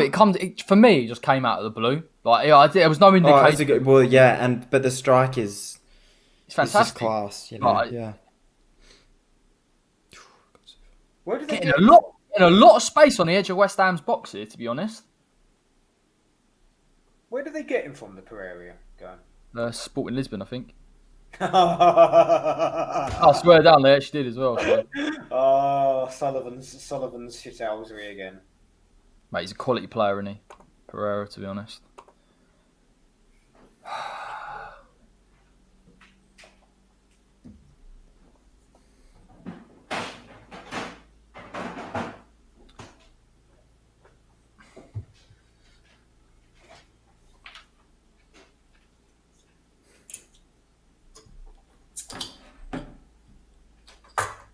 I can't believe they scored, you know? Yeah. Just don't know. It's just And they keep pushing as well. They want a second, yeah. We've got to really snap into life. We keep sitting off them and giving them a lot of space. A bit too much than they should have, really. Oh, that's really good from Grzycki. Deal with it. Oh, goodness sake. They're trying to get that second goal as much as they tried to get the first. Yeah, they're turning the screw here. Don't normally see Soufal get beat either, one-on-one. But if Ajayi scores here, that's all I'm saying. But they've not committed too many in the box. They're bringing up the big men. Deck, go, push Deck. Deck's now playing as our number 9. Go on. Go. Yeah, just seeing Deck now trying to press. Again, that's the thing with when Big Sam's tactics work, it literally comes down to you have to risk going for the second goal now to you need to risk losing the game to get the second goal. That's what he'll be wanting. Shocking pass. And they're through again, through Pereira. Exact same position as well. Oh, good save, Fab. Really? Have we lost it from here as well? There's such a level of complacency here. I mean... We've got them quality-wise, 100%. So it's just we have to go for it, though. You know, it won't come anymore. Now that they've got that goal, it won't come. So we've got to actually go out and get it. I don't think we've been really aggressive enough. Oh, no, not at all. Going pressing and trying to get him beyond. We're almost trying to stand off West Brom and give him a little bit of... And Pereira in that kind of free role where he's picking stuff up, he's setting the attacks. We've got more than enough quality to try and hurt them a bit. And Antonio playing on the left wing isn't going to... Corner. Right, yeah. Yama coming on would much rather, obviously... Well, I'd much rather for Mickey playing in the number 9, because I actually don't think he'd be that bad. Just being a physical presence in the box in terms of he doesn't necessarily need that pace against a West Brom side that play the low block. He just needs to find a bit of magic. That's what it'll come down to again. We found it once, we need to find it again. I think it was almost relief, mate, when we got that goal and we thought, I don't know how we've got it, but we have got it. And then and it was like, well, how the hell are they going to score? Did get it? Like, come on. Yeah, it was like, now that that's done, how are they going to score? Yeah. Well, how are we going to get it again? Yeah. Good. Come on. Oh, come on, it's poor, man.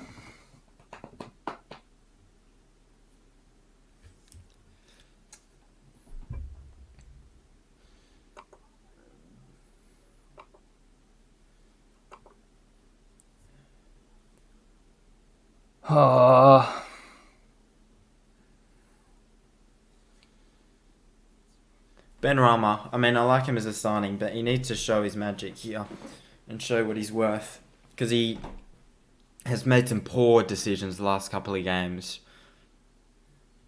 Yeah, I but you agree, know mate. he's got something in him. And I think Manu it's just- needs to switch It's on.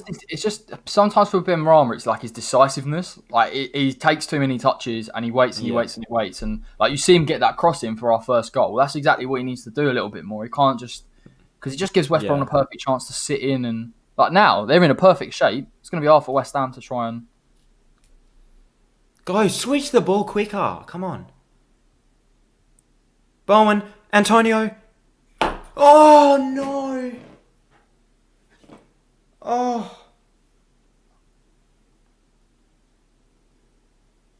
Deck. Oh. Oh man, I'm getting excited. Just smashing his room up. He's getting that emotional. Oh my god. I actually called a deck goal as well. Handball! Has to be handball. That has to be a handball. Go on. They've just shown a replay. It has to be a handball. Right. Declan Rice, that's close. That has to be a handball. That has to be a handball. Ref. Let's have a look. Where's the Oh, handball? they're not going to show Oh, it. you're talking on They'll show the Partey. replay. Yeah. I haven't seen it. I've only seen it in the emotion of it. I don't think we'll get that. Oh, Deck's so close as well to scoring. It's a good strike from Deck. Just Oh, it was perfect. narrowly past the post there. Yeah, good game's shout. continued. A shame, mate, because And we would have got free kick West we would have Ham, got that yeah. penalty earlier in the season, to be honest. But Well, we're not getting any penalties at the moment. well, yeah, exactly, man. Yeah, exactly. Right, come Double on, West Ham. sub. Yama Fornell's looking to warm up. For the record. Much better from West Ham though. Trying to get him behind, break that line. I wonder who's going to take off. Right, let's have a look. Oh, Deck. No. Yes, Deck. No, again. What is going on? Oh, Deck's just had two massive chances. It was the Mickey against Liverpool. Look how close It was the Mickey against Liverpool. That was so Oh, close. Deck. So close. Come on, boys. At least we're pushing. We are. At least we're pushing. Deck, just drive, mate. Just drive. I love how most of it's coming from Come our on, boys. defensive midfielder here. But that is it. That is because they play such a low block and they know where all our players are. Having that defensive runner is the one that changes the game, and especially considering it's Deck, who can literally play any position on the pitch. Let's be honest, and be challenging for a spot. You know. Well, he's got enough quality, isn't he? So I mean, 100%, and he's got the. I've just seen that Fornell's in the Yarmolenko about to come on. I'm a little bit behind, but I'm going to dispute what Leslie said because I've just had Mickey win a free kick that Haller wouldn't have fucking won us. I think here Mickey in these last couple of minutes is actually trying to get him behind and stretch him a little bit, and that's exactly what we need. Again, it's a bit of they've had the old free kick. Oh, we've had the old free kick routine, haven't we? Yeah, I'm not sure about the look shattered bit, but he's not offering us much at the moment. He just needs to get more involved. Look, who would you rather up top right fucking now? We don't have anyone I else. don't think they'll take Antonio off. Yeah. I think it'll be. Well, yeah, I don't know if it's a double. I got no clue actually. It'll probably be Mickey. They're probably going to take Mickey and Bowen off. I think they'll take Ben No. Rama. No, it would be Lanzini Ben Rama or Lanzini and Bowen. But I hope they don't take Bowen off. They shouldn't They'll take take Ben they'll Rama, have to take Ben either- Rama and Bowen off and have Yarmolenko right and Fornell's left. That's what we'll do. That would literally make no sense unless he's thinking about I know, but delivery. it's David Moyes, mate. It doesn't need to make fucking sense. I know, but I never understand this Yarmolenko Bowen switch. It doesn't work. I just never understand. There's no logic, particularly in a game like this either. Here comes the substitution. Manu for Fornells, which is fine. Don't mind that one bit. And the second one is either going to be Bowen or Mickey, and it is Ben Rama. Oh. Interesting. So that'll be. I don't mind that one bit. I don't mind that one bit at all. And here's your 10. Yeah, exactly. Yama down the middle. I don't actually mind that. Yarma down the middle. It's not. Well, he doesn't need to. Defensive tracking back, not so much of an issue. I'll be back. Hold on, boys. That is interesting, to be fair.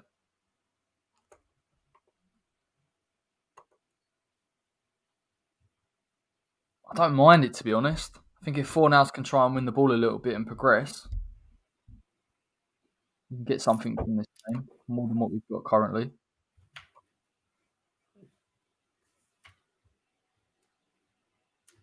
Yeah, Charles, that's what I reckon's happening, mate. What's he said? Yarmer at Cam. Cam. I've never heard it referred to as a Cam before. I'm at Angus. I'll just say mate, like centre. Let's have a look. Let's have a look. Well, Bowen's come to this left-hand side, and well, I'm about to have the substitution. That's how fucking far behind I am. I'll tell you what he's gone for, Moyes. Oh, don't tell me he's gone wide right, Charles. Don't do that to me. Yeah, he has his position on the right. Oh. And he's coming deep. You got four nails. You got 4 nails. Yarmer at right, kind of inverted winger, and then you've got Bowen as a more direct. I don't mind Bowen. I haven't seen Bowen on the left. It's more the fact that Yarmolenko's on the right. Yeah, of course, man, of course. And the only reason I can see is to do with delivery. But I'm just glad he hasn't taken him off, to be honest. Come on, West Ham. Good ball.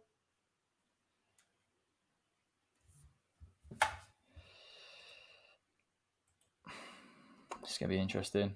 While we're here, everyone on the stream, smash a like, as always, and subscribe if you're new. DJ actually forgot we were playing tonight. What are you on, mate?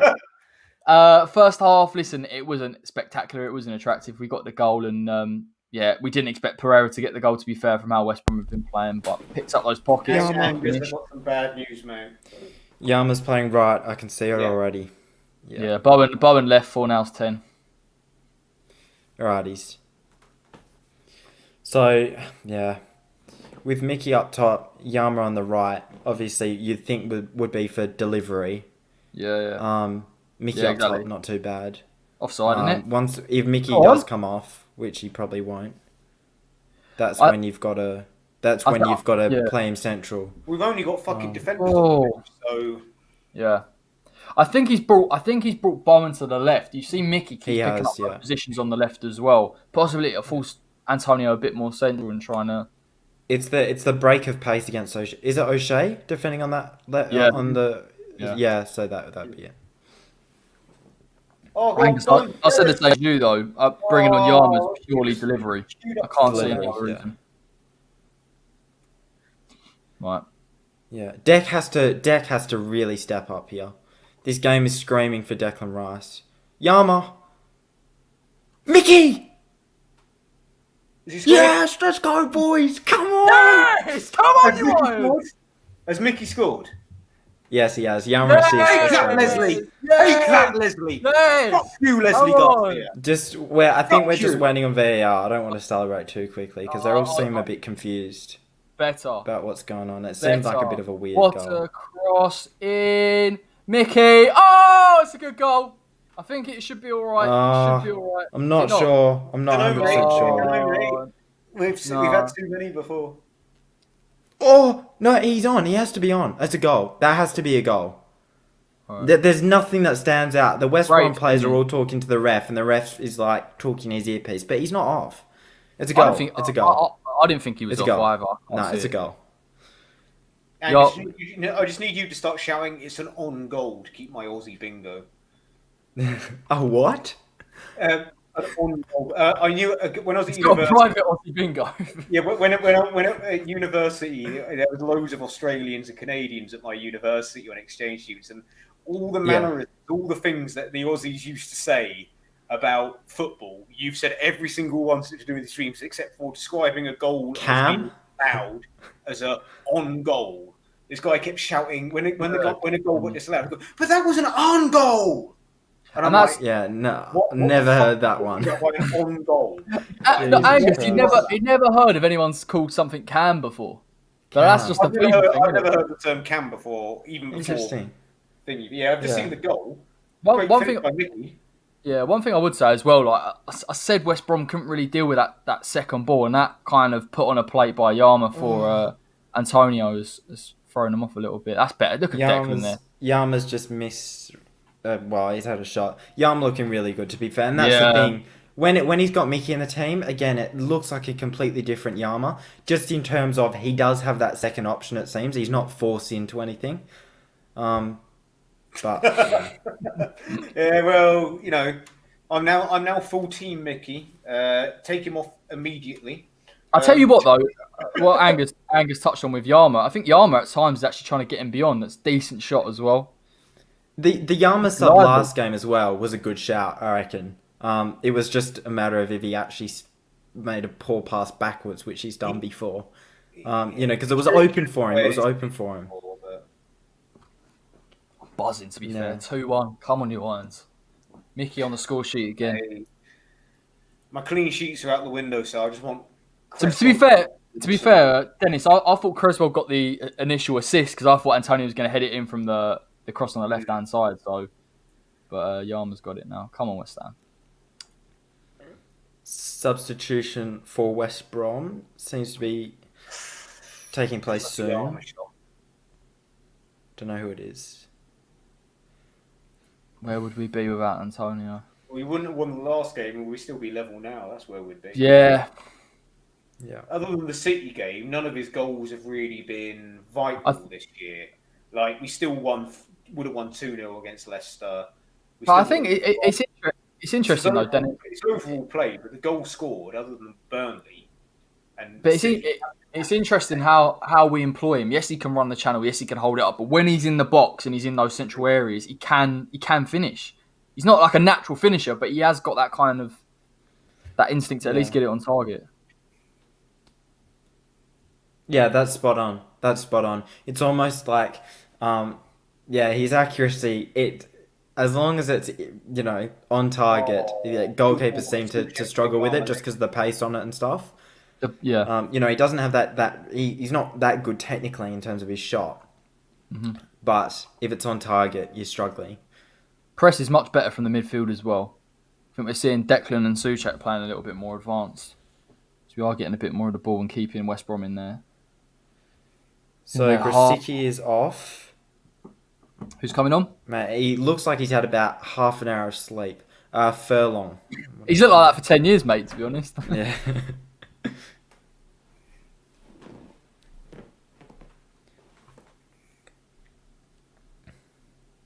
Yeah, I actually do rate Furlong as a player, to be honest. But normally plays on the right, not on the left. Probably switch flanks. A little bit more direct. And yeah, you're right, Dennis, unless they switch flanks.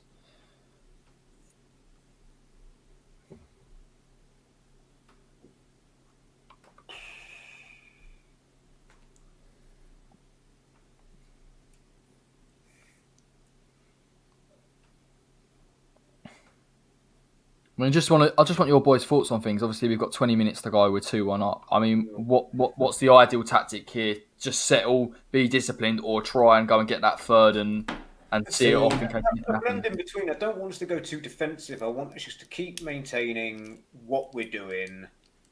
To be fair, I need exactly the same Megan and also a Dawson goal because the clean sheets are out the window. But just very quickly, you're about to see footage of Mickey beat his man and then draw the free kick. That is what we get with him. That is so critical. And Dennis, you touched on it earlier when he got the free kick before after Leslie's comment. Like, you're about to see, like, this is absolutely will be unnoticed unless someone brings it up. Unbelievable. Leslie is just trying to get us to argue again about Antonio and Haller, even though I've told her there's nothing really to fucking argue about. She's just here for the wind-up. She's probably watching Watford lose now, because I think they're losing at the minute. Oh, no. Not with Benny Foster in goal. He's not been at his peak That's best. it. He's not expected to be at his peak fucking best, because he always takes a while to come back from injuries. My main concern was fans, especially the Twitter mob, jumping on him because he's not doing everything amazing. Because the amount of people that were saying with Haller, Mickey would have done this, Mickey would have done that, but back from injury, Mickey wouldn't have fucking done that. The Mickey we had out of lockdown would have done that. And Mickey's holding up quite well, given he's played 390 minutes. As much as I seriously think we need to take him off because it's only a matter of time before he pulls up, and that 20 minutes could be a big fucking difference.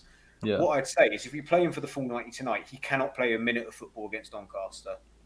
I'm not convinced. I'm not convinced he'll start against Doncaster. Yeah, I think Doncaster will be an easier fixture than Stockport. Bring him on for 20 if we struggle to break him down, but he can't start against Doncaster. I think Odebeku should be just bang on to start. Odebeku should start against Stockport because it's lower opposition, in my opinion. But in any event, that is what we need from Antonio. that's what I was saying. What we get with Antonio, the goals don't necessarily. Oh. He scores more than any striker we've had for a while.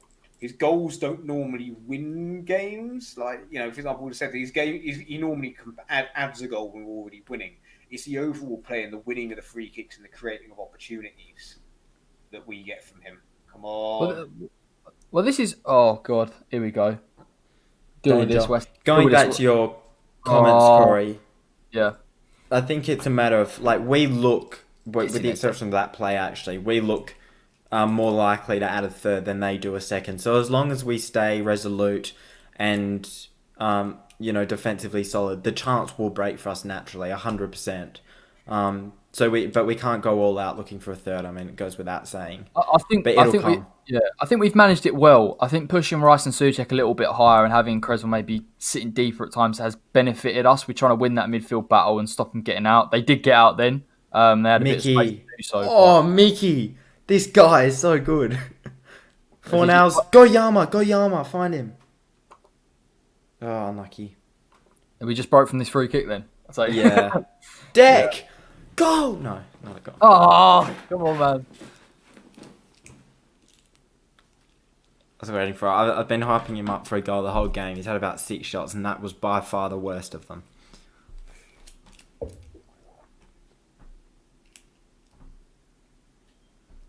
The penalty shout interesting. Let's have a look. Before the free kick. But... Oh, what, for West Ham? I hadn't seen it back. Yeah, the Souček. No, it wasn't a pen, but they were still looking at it before the free. Romain Sawyers ain't going anywhere on that right-hand side for sure.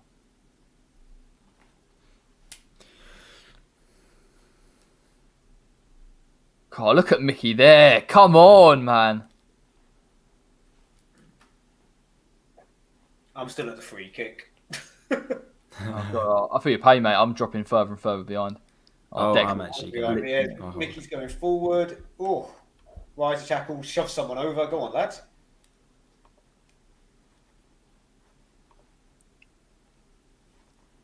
Go on. But out of the deck the way shot, it was fucking tragic. That was not a good shot. No Ben Foster for Watford. Still out with a broken finger. Disappointing, Leslie. He's literally one of my favourite players. I love Deck so much. Backman's impressed quite a lot, and I know you possibly get a diatribe from Leslie. She's a bit of a what I am for Sebastian Haller. She is for Backman. She for some reason thinks that Ben Foster is past it. I just want the YouTube videos, to be honest. What foot should be playing, Daniel? Oh, did you see the Swansea player that celebrated? Yeah, celebrated Low or whatever his name is. Yeah. Oh, that was so funny when he did that as well. When he pointed at the camera. Disgraceful. Yeah. You open yourself up to that, as we have with the comments. Yeah, exactly. Yeah. You know what I mean? So it's part of YouTube. Go on, Yama. Yama putting in a shift in here. Again, I'm still so far behind you guys. It's a bit territorial, mate, at the moment with this game. Back and forth. Well, 15 minutes to go. I'll take a 2-1 win. Obviously, I'd rather the clean sheet and a Souček goal for the fancy points. But oh, mate, I'd love a Tommy Souček goal at this point. There are more important things in life, and that is West Ham winning games of football. You know. I had Soufal, fortunately, as my West Ham defensive player. So clean sheet last game, and we'll take the assist as well, man. But Dawson and Kress are good shouts for the double. Deck, push, drive now, go, come on. Deck, what is that? Oh my god.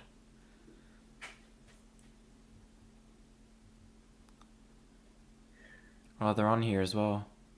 Go on. Yama taking too much time in possession. West Brom still look like they've got something about them. I could just imagine like West Brom just sleepwalking a ball into the far post and getting. Oh, good save, Fab.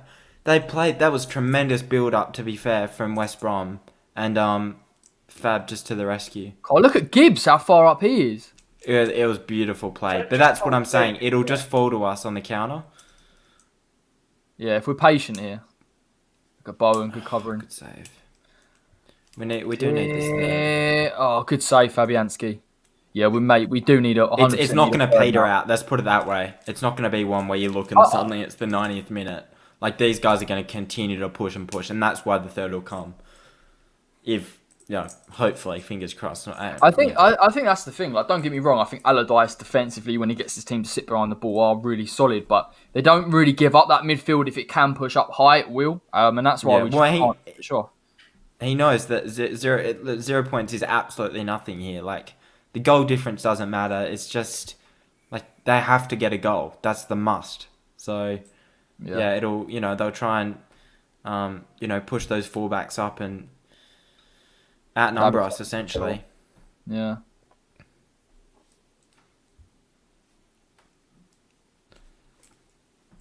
Yeah, we're starting to sit a bit deeper here because they're getting on the ball quite a bit. Another substitution. What, West Ham or West Brom? No, West Brom hasn't been made yet. It's never going to be a West Ham sub. We have to bring on a. Come on, Yama, put it in. Block. Well done. Long throw.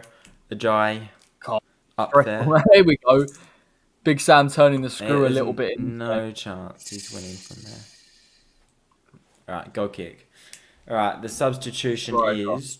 Robinson Kanu. Yeah, it is as well. I don't think he's going to take off Robinson either, which is going to be. Hal Robinson Kanu is that player that will score against West Ham. Well, essentially, he has that moment of magic. He's not great. It's not bad. Livermore is off. Yeah, look, they've given up a man in midfield, so he's going to go for it. Because they're pushing the fullbacks up. So. But it's a chance. If West Ham are resolute here and they lost the man in midfield and we can transition, 100%. We've got a chance. So, yeah. Fingers crossed, man. Jacob says, I want Chelsea to lose. I always want Chelsea to lose, my friend. Always. Yes, please. Again, I'm going to be really unpopular here. With the exception of Frank Lampard, I've never really had a problem with Chelsea, to be honest. I don't have, it's not like... Even if you don't have a problem with Chelsea, though, the key is for us, getting Frank out of the job will ultimately probably go a long way to keep him back as long as we can. Again, people need to understand that my appreciation for Frank Lampard when he played for us doesn't change the fact that he's an absolute cunt since he left us. And, there goes the money. There goes the money. Too late tonight with you, Haram, mate. This is no longer sponsored by OneFootball. Manscaped. Good. Well, we've got to have a load of other sponsors as well while we're at it. But yeah, Brill Cream, Brill Cream. Nexus podcast. Yeah, it could be Brill Cream. Corey's hair product by Brill Cream. But no, I never had too much of a problem with Chelsea, other than Frank Lampard and the fact that John Terry's a fucking arsehole. Oh, mate. God. John Terry is a nasty, nasty piece of work. Anyone that wants to dispute that, watch the Anton Ferdinand documentary on BBC. I've just seen Nobes warm. Wait, he's not warming up. Yeah, I was fully. about to say, this is just like a game that I know. No, I have not. It feels like I haven't seen him in about a year and a half. Do you know what? I've got this real clear memory of Nobes chasing down the Stockport keeper. Yeah, I know. Yeah, it's just. But he will come on. He will come on for Bowen. 100% come on for Bowen and play as a 10. Yeah. Again, mate. If I wouldn't take Bowen off, but I suppose if we throw another, me neither. I don't think anyone would. That's what Moyes is going to do. I don't get the Bowen thing. Bowen comes off periodically 10 minutes before every game. Don't understand. Mickey. What I would do is stick Bowen. If I was in charge, I'd stick Bowen wide right, Yarrow up top, take Mickey off the fucking Noble because Mickey. Nobes is actually coming on for the record. Yeah. I wouldn't be surprised if Noble comes on for Bowen and Fornals comes to the left. That's exactly what's going to happen. I have a feeling it's going to be Nobes for Antonio. And Yarmo up top. Bowen up top. Bowen or Yarmo. Oh, go on, you got time. Yarmo, actually. But, Mickey, that's so bad. Mate, that's so bad.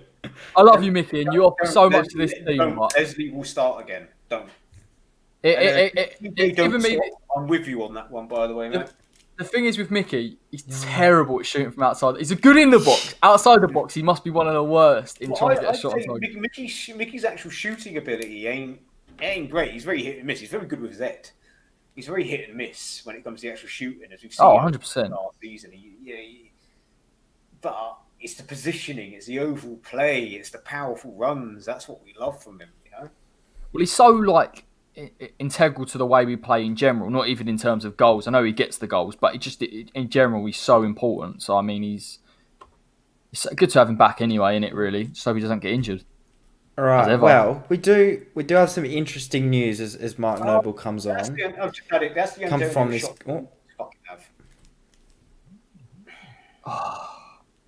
It's not bad. Score notes. There are some chances in breakdowns of play. Come on, playing forward. Go on. People are saying it's for Mickey. Is it? Oh, it is called. Let's go. It is for Mickey. Yeah, he's coming off.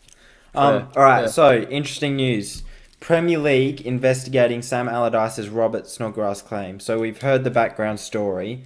To dumb it down, The Athletic report that this agreement may have been in breach of the Premier League regulation 17 or whatever, which states no club shall enter a contract which enables another party to that contract to acquire the ability materially to influence its policies or the performance of the teams in league matches.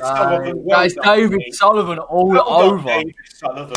I bet the league are investigating the matter, and it will be interesting to see whether any punishment comes from it. So that is breaking in the last 5 minutes. David Sullivan wanted a transfer embargo. That's why he wouldn't play the Haaland instalments. He just wants a transfer embargo. I'll tell you what, I think my head will go if we lose points because of what he's done. If it's like I will absolutely spin. That is the mark so far overstepped. One's official Twitter account said it, and it's like, well, just fucking keep it quiet. They're so lucky, and I don't want to go on the tangent because it is the game. They are so lucky we're not allowed in that stadium and the protest. I'm telling you now, because the way they still continue to act is just disgusting. Hopefully we get away with it. Jacob just said someone said we'll lose 2 points. In saying that, it is very rare. I can't remember the last time that I saw a Premier League club lose league points. Can anyone? Yeah, Middlesbrough. That was the one. Administration. It was Middlesbrough for saying they couldn't play a game because of injury and illness, and it turned out that was a lie, and so they got deducted 3 points or something like that, and then they got relegated off the back of it. That was 1997, Angus. So you were probably about 1 year old by then. Not even born. Oh, I was being 97. 97. So I've never seen it in my time. Let's put it that way. That's the last time there was a point deduction for anything other than going into administration. No, you're sorry. I'm thinking Sheffield United. We got away with it, didn't we? Because we paid the fine. We paid the fine, and I still remember Sheffield United fan at university. We go, the Premier League had Trevor Brooking on their panel. No, Trevor Brooking was nothing to do with the Premier League. He was the FA. Or there's West Ham boys are the big wigs in the FA. Okay, but it was a Premier League decision, not the FA. Yeah, just like Angus and not Angus, Dennis said about the Fornals coming to the left, Noble at 10. So it does make sense. Bowen now playing as that 9. I'd have stuck Yarmer up there and put Bowen on the right. Yeah, I agree, man. I think for the work rate, particularly down that right hand side, stop Gibbs progressing a little bit. I think deal with it, Creswell. It's a foul. Just want to see this game out now. Let's hope, DJ, there's some kind of... So all the T's have been crossed. I's have been dotted. We'll see. It don't want to be true that we lose 2 points for this, by the way, I'll tell you that. Yeah, well... Fucking embarrassment. Let's not lose 2 in the final 4 minutes. Yeah, you're right, man. Let's get back to the game. 4 minutes and we're left. Actually on, and it's not working. Fornals been good coming on, but his decision making's been a tiny bit questionable in terms of it. He just needs to be a bit more quick and decisive, similar to Ben Rama. He's had options on the right hand side constantly, and just Yarmer will be frustrated, I think. Yeah, it's just, this is just an exercise in West Ham keeping their shape a bit here. Yeah.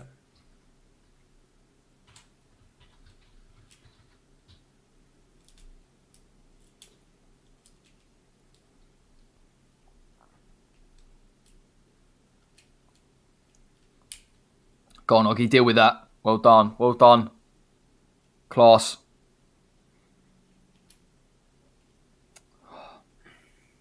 Well, Oh, Nobes came on for Antonio. That's right. Yeah, 4 nouns is a bit wasteful there, to be fair. He's just given the ball away as well now. We could pay the price for this.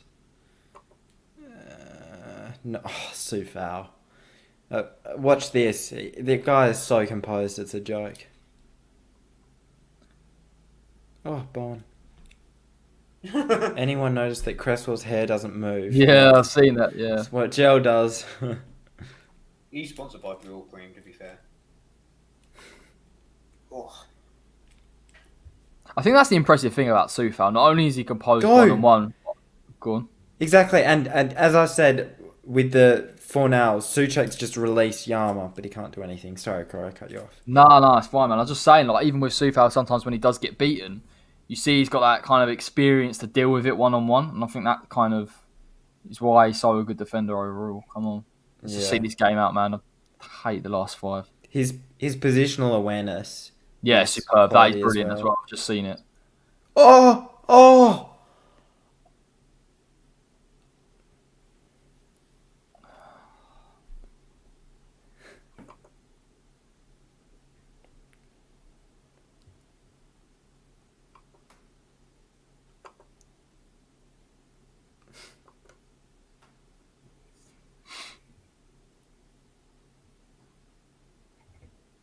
Oh, it's a lovely ball from Tommy Souček. Yama, come on, man. Unbelievable. I can't wait to see what's happened, but...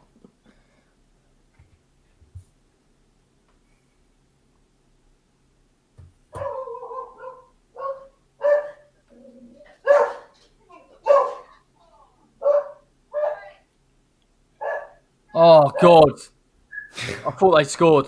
I genuinely thought West Brom had scored, like, with my life. I was like... Where I am, so... Oh, my God's sake. I tried to milk it a bit, but that was genuinely my original reaction.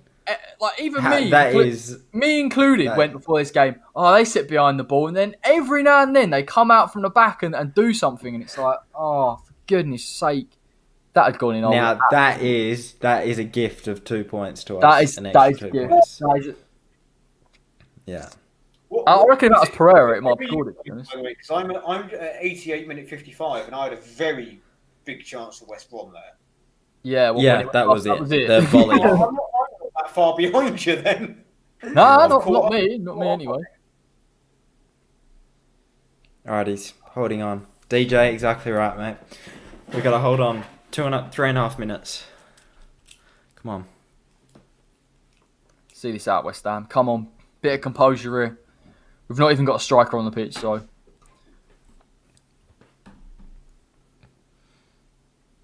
Oh, not a joy. Thank God. How many points? 4 minutes! Fucking hell. Oh, for goodness sake. Jeez, it's quite a long time, you know. Deck, just... His levels dropped off a tiny bit last 5 minutes, 10 minutes. Giving away some interesting balls here. Oh, God. Keep giving that ball away in their third. Just keep hold of it. Oh, well won, Craig. Oh, no, wait, it's a free kick. Alright. Everyone up for West Brom at the moment. Really? God. I'm not going to say anything. I'm just going to let it play out. Where I am, so. See this out. Oh my God, oh my God. Oh my God. Oh my God. Well, one Fab. Oh no. No. We might have given away a pen here, I'm not going to lie. No. Oh no, he got it. He got the ball. Oh, okay. Oh my God. Right. Sweet, man. I'm not 100% sure. I'm not going to say anything from now. In fact, I'm going to drop well back, but very interesting. I'm not even going to look at the comments. That's how unsure I am that we might have just given away. We are giving the ball away. Leslie's just given us some good news in the comments. She's the one whose dad is a scout at football, so she knows a thing or two.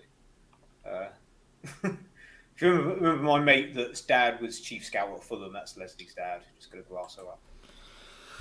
Oh, I just genuinely don't know. I got absolutely no clue if this is a penalty or not, but it's very close. And I'm behind all of you now because I don't want to watch it. I want to watch Corey's reaction and then... Did it go VAR? No, but the ref was talking. So have you not seen it yet? What minute you No, at, Corey? I've just seen it now. I'm at 41-30, West Brom free kick. Give it 20 seconds. Wait, hold on. So look, he's gone down and he hasn't... isn't on the bench, DJ, stop now. My phone hasn't buzzed. That replay there suggests he's got something on it. I'm now watching all of this for the first time. He's given... Am I behind? Because he's given Gallagher a yellow. Has he? Yeah, for diving, I think. Yeah. You got a yellow for diving. Yeah, he dived. Oh, I'm now at the long throw. Are you at the long throw? I've beaten the long throw, I think. Oh. Yeah, Jacob says they've got a yellow. Fabianski's fist, isn't it? He got the fucking ball. Yeah, he got the fucking... Oh, there's the yellow. Okay, so we're fine. Right, now got a minute. I was like... That was so close, though. Because the thing is, mate, he was so decisive in pointing somewhere, I was like, oh, it could be a pen. But, again... Let's just see this out, West Ham. We ain't got long now. Alright, I'm now at 10 seconds to go. I'm not going to say anything more. But they've got another free kick. Yeah. I've just had it. Yeah. No, hang on. Oh, not these long free kicks. Go on, Pablo. Go on. Just keep the ball in their half, man.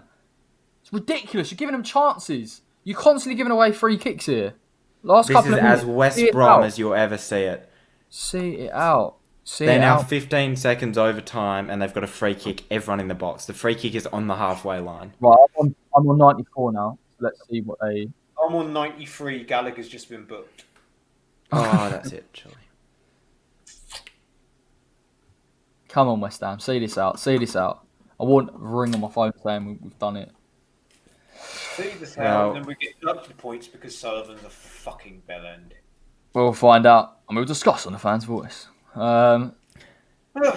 Nothing from that. Surely that's it. That is Frank! it indeed. I think it's done, isn't it? Done. Surely. Must be done here. Yes! Another 3 points. Another 3 points. We roll on, my son. We roll on back-to-back consecutive. And both of yes, we them did. Let's go. They made us work for it. But do you know what? I'm just happy to get these two games out of the way because they were the ones where impetus was on us to go and try and win the game. We grounded out that result against Burnley. We grounded out and to be fair, we were poor in that last 10. We were giving the ball away all the time. When we lost Antonio, the pressure wasn't off us. But I just think West Brom creatively couldn't get enough on us, and we just did enough. Where are we in the Premier League? That's what I want to know. I'm literally looking at the table. I'm trying to at least. We are seventh. 32 points, yeah? 32, yeah, 7th. That's an impressive return. Listen, ultimately, look, they've done their job in the two games. These are fixtures before that we would have got a draw in or possibly lost against, and we've ultimately done the thing that we needed to do. And 32 points, I know we're still 7th, is still a massive return. Hopefully we don't lose 2 points because of Sullivan, but that'll be an interesting discussion. Yeah, Charles, but wow. Yeah, I know. What a game. I mean, fair play, I will say this very quickly. Fair play, David Moyes, because the substitutions were spot on. I think absolutely spot on. I mean, to keep Mickey and Bowen, our two most dangerous players on the pitch, and be prepared to give up, those two central players, essentially, the Bowen and the Benrahma and the Lanzini, for a more wide player like Yarmolenko, and to work it out like that instead of just doing, making like-for-like substitutions, I thought was absolutely superb. He's just someone that has got my confidence now. He's had it for a fair while now, but sometimes you get the questionable in-game management decisions and whatnot. But I thought that was absolutely spot on, and we pushed so well after those deck chances. I think the difference was, like you said, Angus, with the wide areas. You put Bowen onto the left where he's more direct. You've got better width in there. Antonio's not coming to the wings now, and he's actually playing central. That's where we got the goal. And fair play Yarmolenko, because albeit a few little dodgy touches and taking too long on the ball, I thought he was lively, did try and create something. And he was a lot better than he has been in recent weeks. He was better against West Brom, than he was against Stockport, which I think speaks volumes for how bad West Brom were defensively and positionally. Yeah, 100%, man. Beautiful. 3 points. We'll take it. Indeed. Be back 1 second, lads. We wait for the Leicester-Chelsea game. And that's the thing as well. Like they were a poor West Brom top side, but actually the way they at times committed men forward and found space to try and trouble us a bit was always a risk. And I guess in games like that where you don't know what to do, do you press them because they can hit you? Do you sit back? Do you give them too much possession, particularly with an Allardyce side? But I just feel like you say, Angus, the subs, the way we played. And listen, we sat here how many times, early season saying the subs are wrong, they're not correct. And he seems to have got, I think, to be fair, I think he understands his squad a bit better now. And he understands what he needs at the right time. And I think the squad are adapting to that. So, we would never have got these type of wins before. We would have always struggled. They definitely seem to be more in line with what the expectations were from fans, I think. Those substitutions, again, were, I think, had he taken Lanzini and... had he put Yarmolenko and Fornals on in a game with the same starting 11, say 2 months ago, I think they would have been for completely different people. So, yeah, as you said, it feels like he's got that spot on and it's aligned with the fans and what the expectations of the fans are. Yeah. West Brom, DJ, it wasn't disallowed, I don't think. The interference wasn't. No. The only time they put the ball in the back of the net, that did stand. But that's the most impressive thing is, we struggled to create against such a resolute side. We did finally get the breakthrough. We then got done by a really good goal and we pushed again and we got the other goal. And that is... It's a mentality. The best way to win a game as well. In terms of not necessarily a good watch, but just to know that they won't give up for anything. It wasn't an interesting game, and I think at times in the past where Pereira's picked up a bit of space, scored a fantastic goal. Fair play to him. He's got obviously a wand of a left foot. Heads would have gone down. We would have dropped. We would have said, you know what? It's going to be tough. Sat back and let West Brom have a lot of the ball. And let's keep it real. They still had a lot of the ball at times, particularly in the final third, and were pushing for stuff. But I just think there is a level of resilience about this West Ham side at the moment that is just getting us through these games and against sides where we don't match up very nicely with. But at the end of the day, we've got 6 points from 2 games. 32 points is a huge statement. And let's not forget, in terms of the game as well, let's not forget that they could have very easily gotten a second. Like, they were looking very good in those couple of minutes after the first to get a second. And again, as you said, a West Ham team of old, heads would have dropped and we probably would have conceded the second as well. Very similar to when Arsenal came to London Stadium and beat us 3-1 after we got the early goal. And, they put 3 past us in the space of 8 minutes. Perhaps you can look at the United game from the start of this season and think, okay, well, similar story. But the fact that we, at the end of the day, with this game specifically, we stayed solid and then we went and we always looked. The best thing is in the 5 minutes before we got that goal, that second goal, we always looked like we were going to get it. Deck was pushing up, as I said he should, creating that extra number and trying to cramp them down. We switched the players, so Bowen playing on the left, and it was just, it was superb and hard to fault, I think, from a mentality point of view. Now, to be fair, I think, defensively, I think we did well as well. Like, I know they didn't test us too much from open play. I thought, in terms of set pieces, I think West Ham did all right. We did enough. They did have space at times, and I guess that is kind of the risk, isn't it? You push Deck and Souček up, they are going to be out of position. They're not going to sit behind the ball, but... Listen, I think it's a mentality thing. Fair play, Moyes made the right subs, but it is a massive mentality thing to come and get those 3 points and against sides that would have been more than happy with a draw. And even Allardyce was threatening even in the latter stages of the game. Yeah. Dennis, thoughts on the game, mate? Typing into the group a message to calm everyone about the Snodgrass thing. Yeah, ultimately, again, just like with Burnley, a team that we could quite easily have been, quite easily have folded. We quite easily could have got our fucking heads down, especially at 1-1. Yeah. Another game that I think, as much as I don't want to shit on us, but the fans had been in at 1-1. There'd have been that sort of cry from them. Heads would have gone down. There would have been abuse to the usual people. Like, Cresswell would have gotten a lot of shit and stuff like that. I just think, look, we've won, and ultimately, if we do drop points, we've gained those points back tonight. Yeah. So, but ultimately, wait. West Brom ain't for everyone. Liverpool, City, Chelsea. I don't understand that comment. I think it's just saying, look, we overcame them because I think West Brom difference was West Brom massively sat behind the ball against Liverpool and were happy with a draw. Well, no, that's the thing. They got results against Liverpool, got the result against City, got the result against Chelsea. So, to go and beat them, I guess. Oh, yeah. Oh, I get that now. I get that now. Yeah. Oh, fair point. Yeah. No, I mean, look, lads. Obviously, we've got that FA Cup fixture on Saturday. Is it needless to say that we need to rotate the squad to give breaks to people like Mikel Antonio? Because I know we want to play a strong side in the FA Cup. I do understand that, but a time and a place, we just don't have the squad depth to just keep forcing these first team players to come into play. I genuinely believe as well that Stockport will be an easy game, but on paper as well. Then, sorry, what am I going on about? Who are we playing next? Doncaster.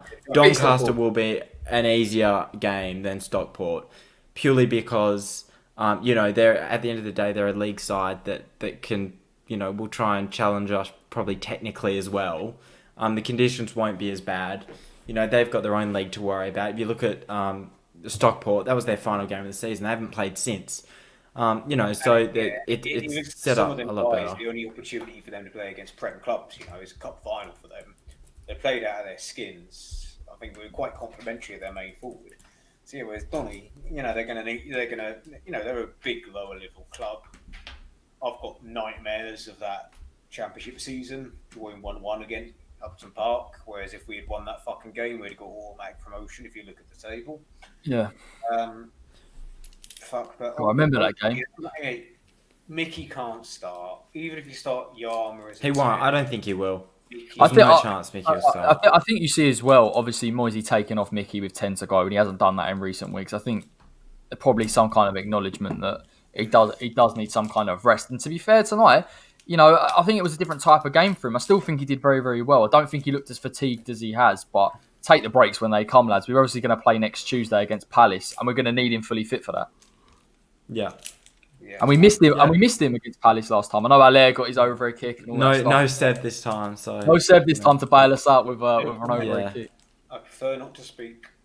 Yeah, less said about that, the better. Now, to be fair, look, I think we'll see a bit of a change side. I can imagine Noble, Yarma coming in, 4 nows. I think that kind of how it could possibly set up. I don't think it'll be too diminished, but certainly I think a couple of first teamers will get a rest.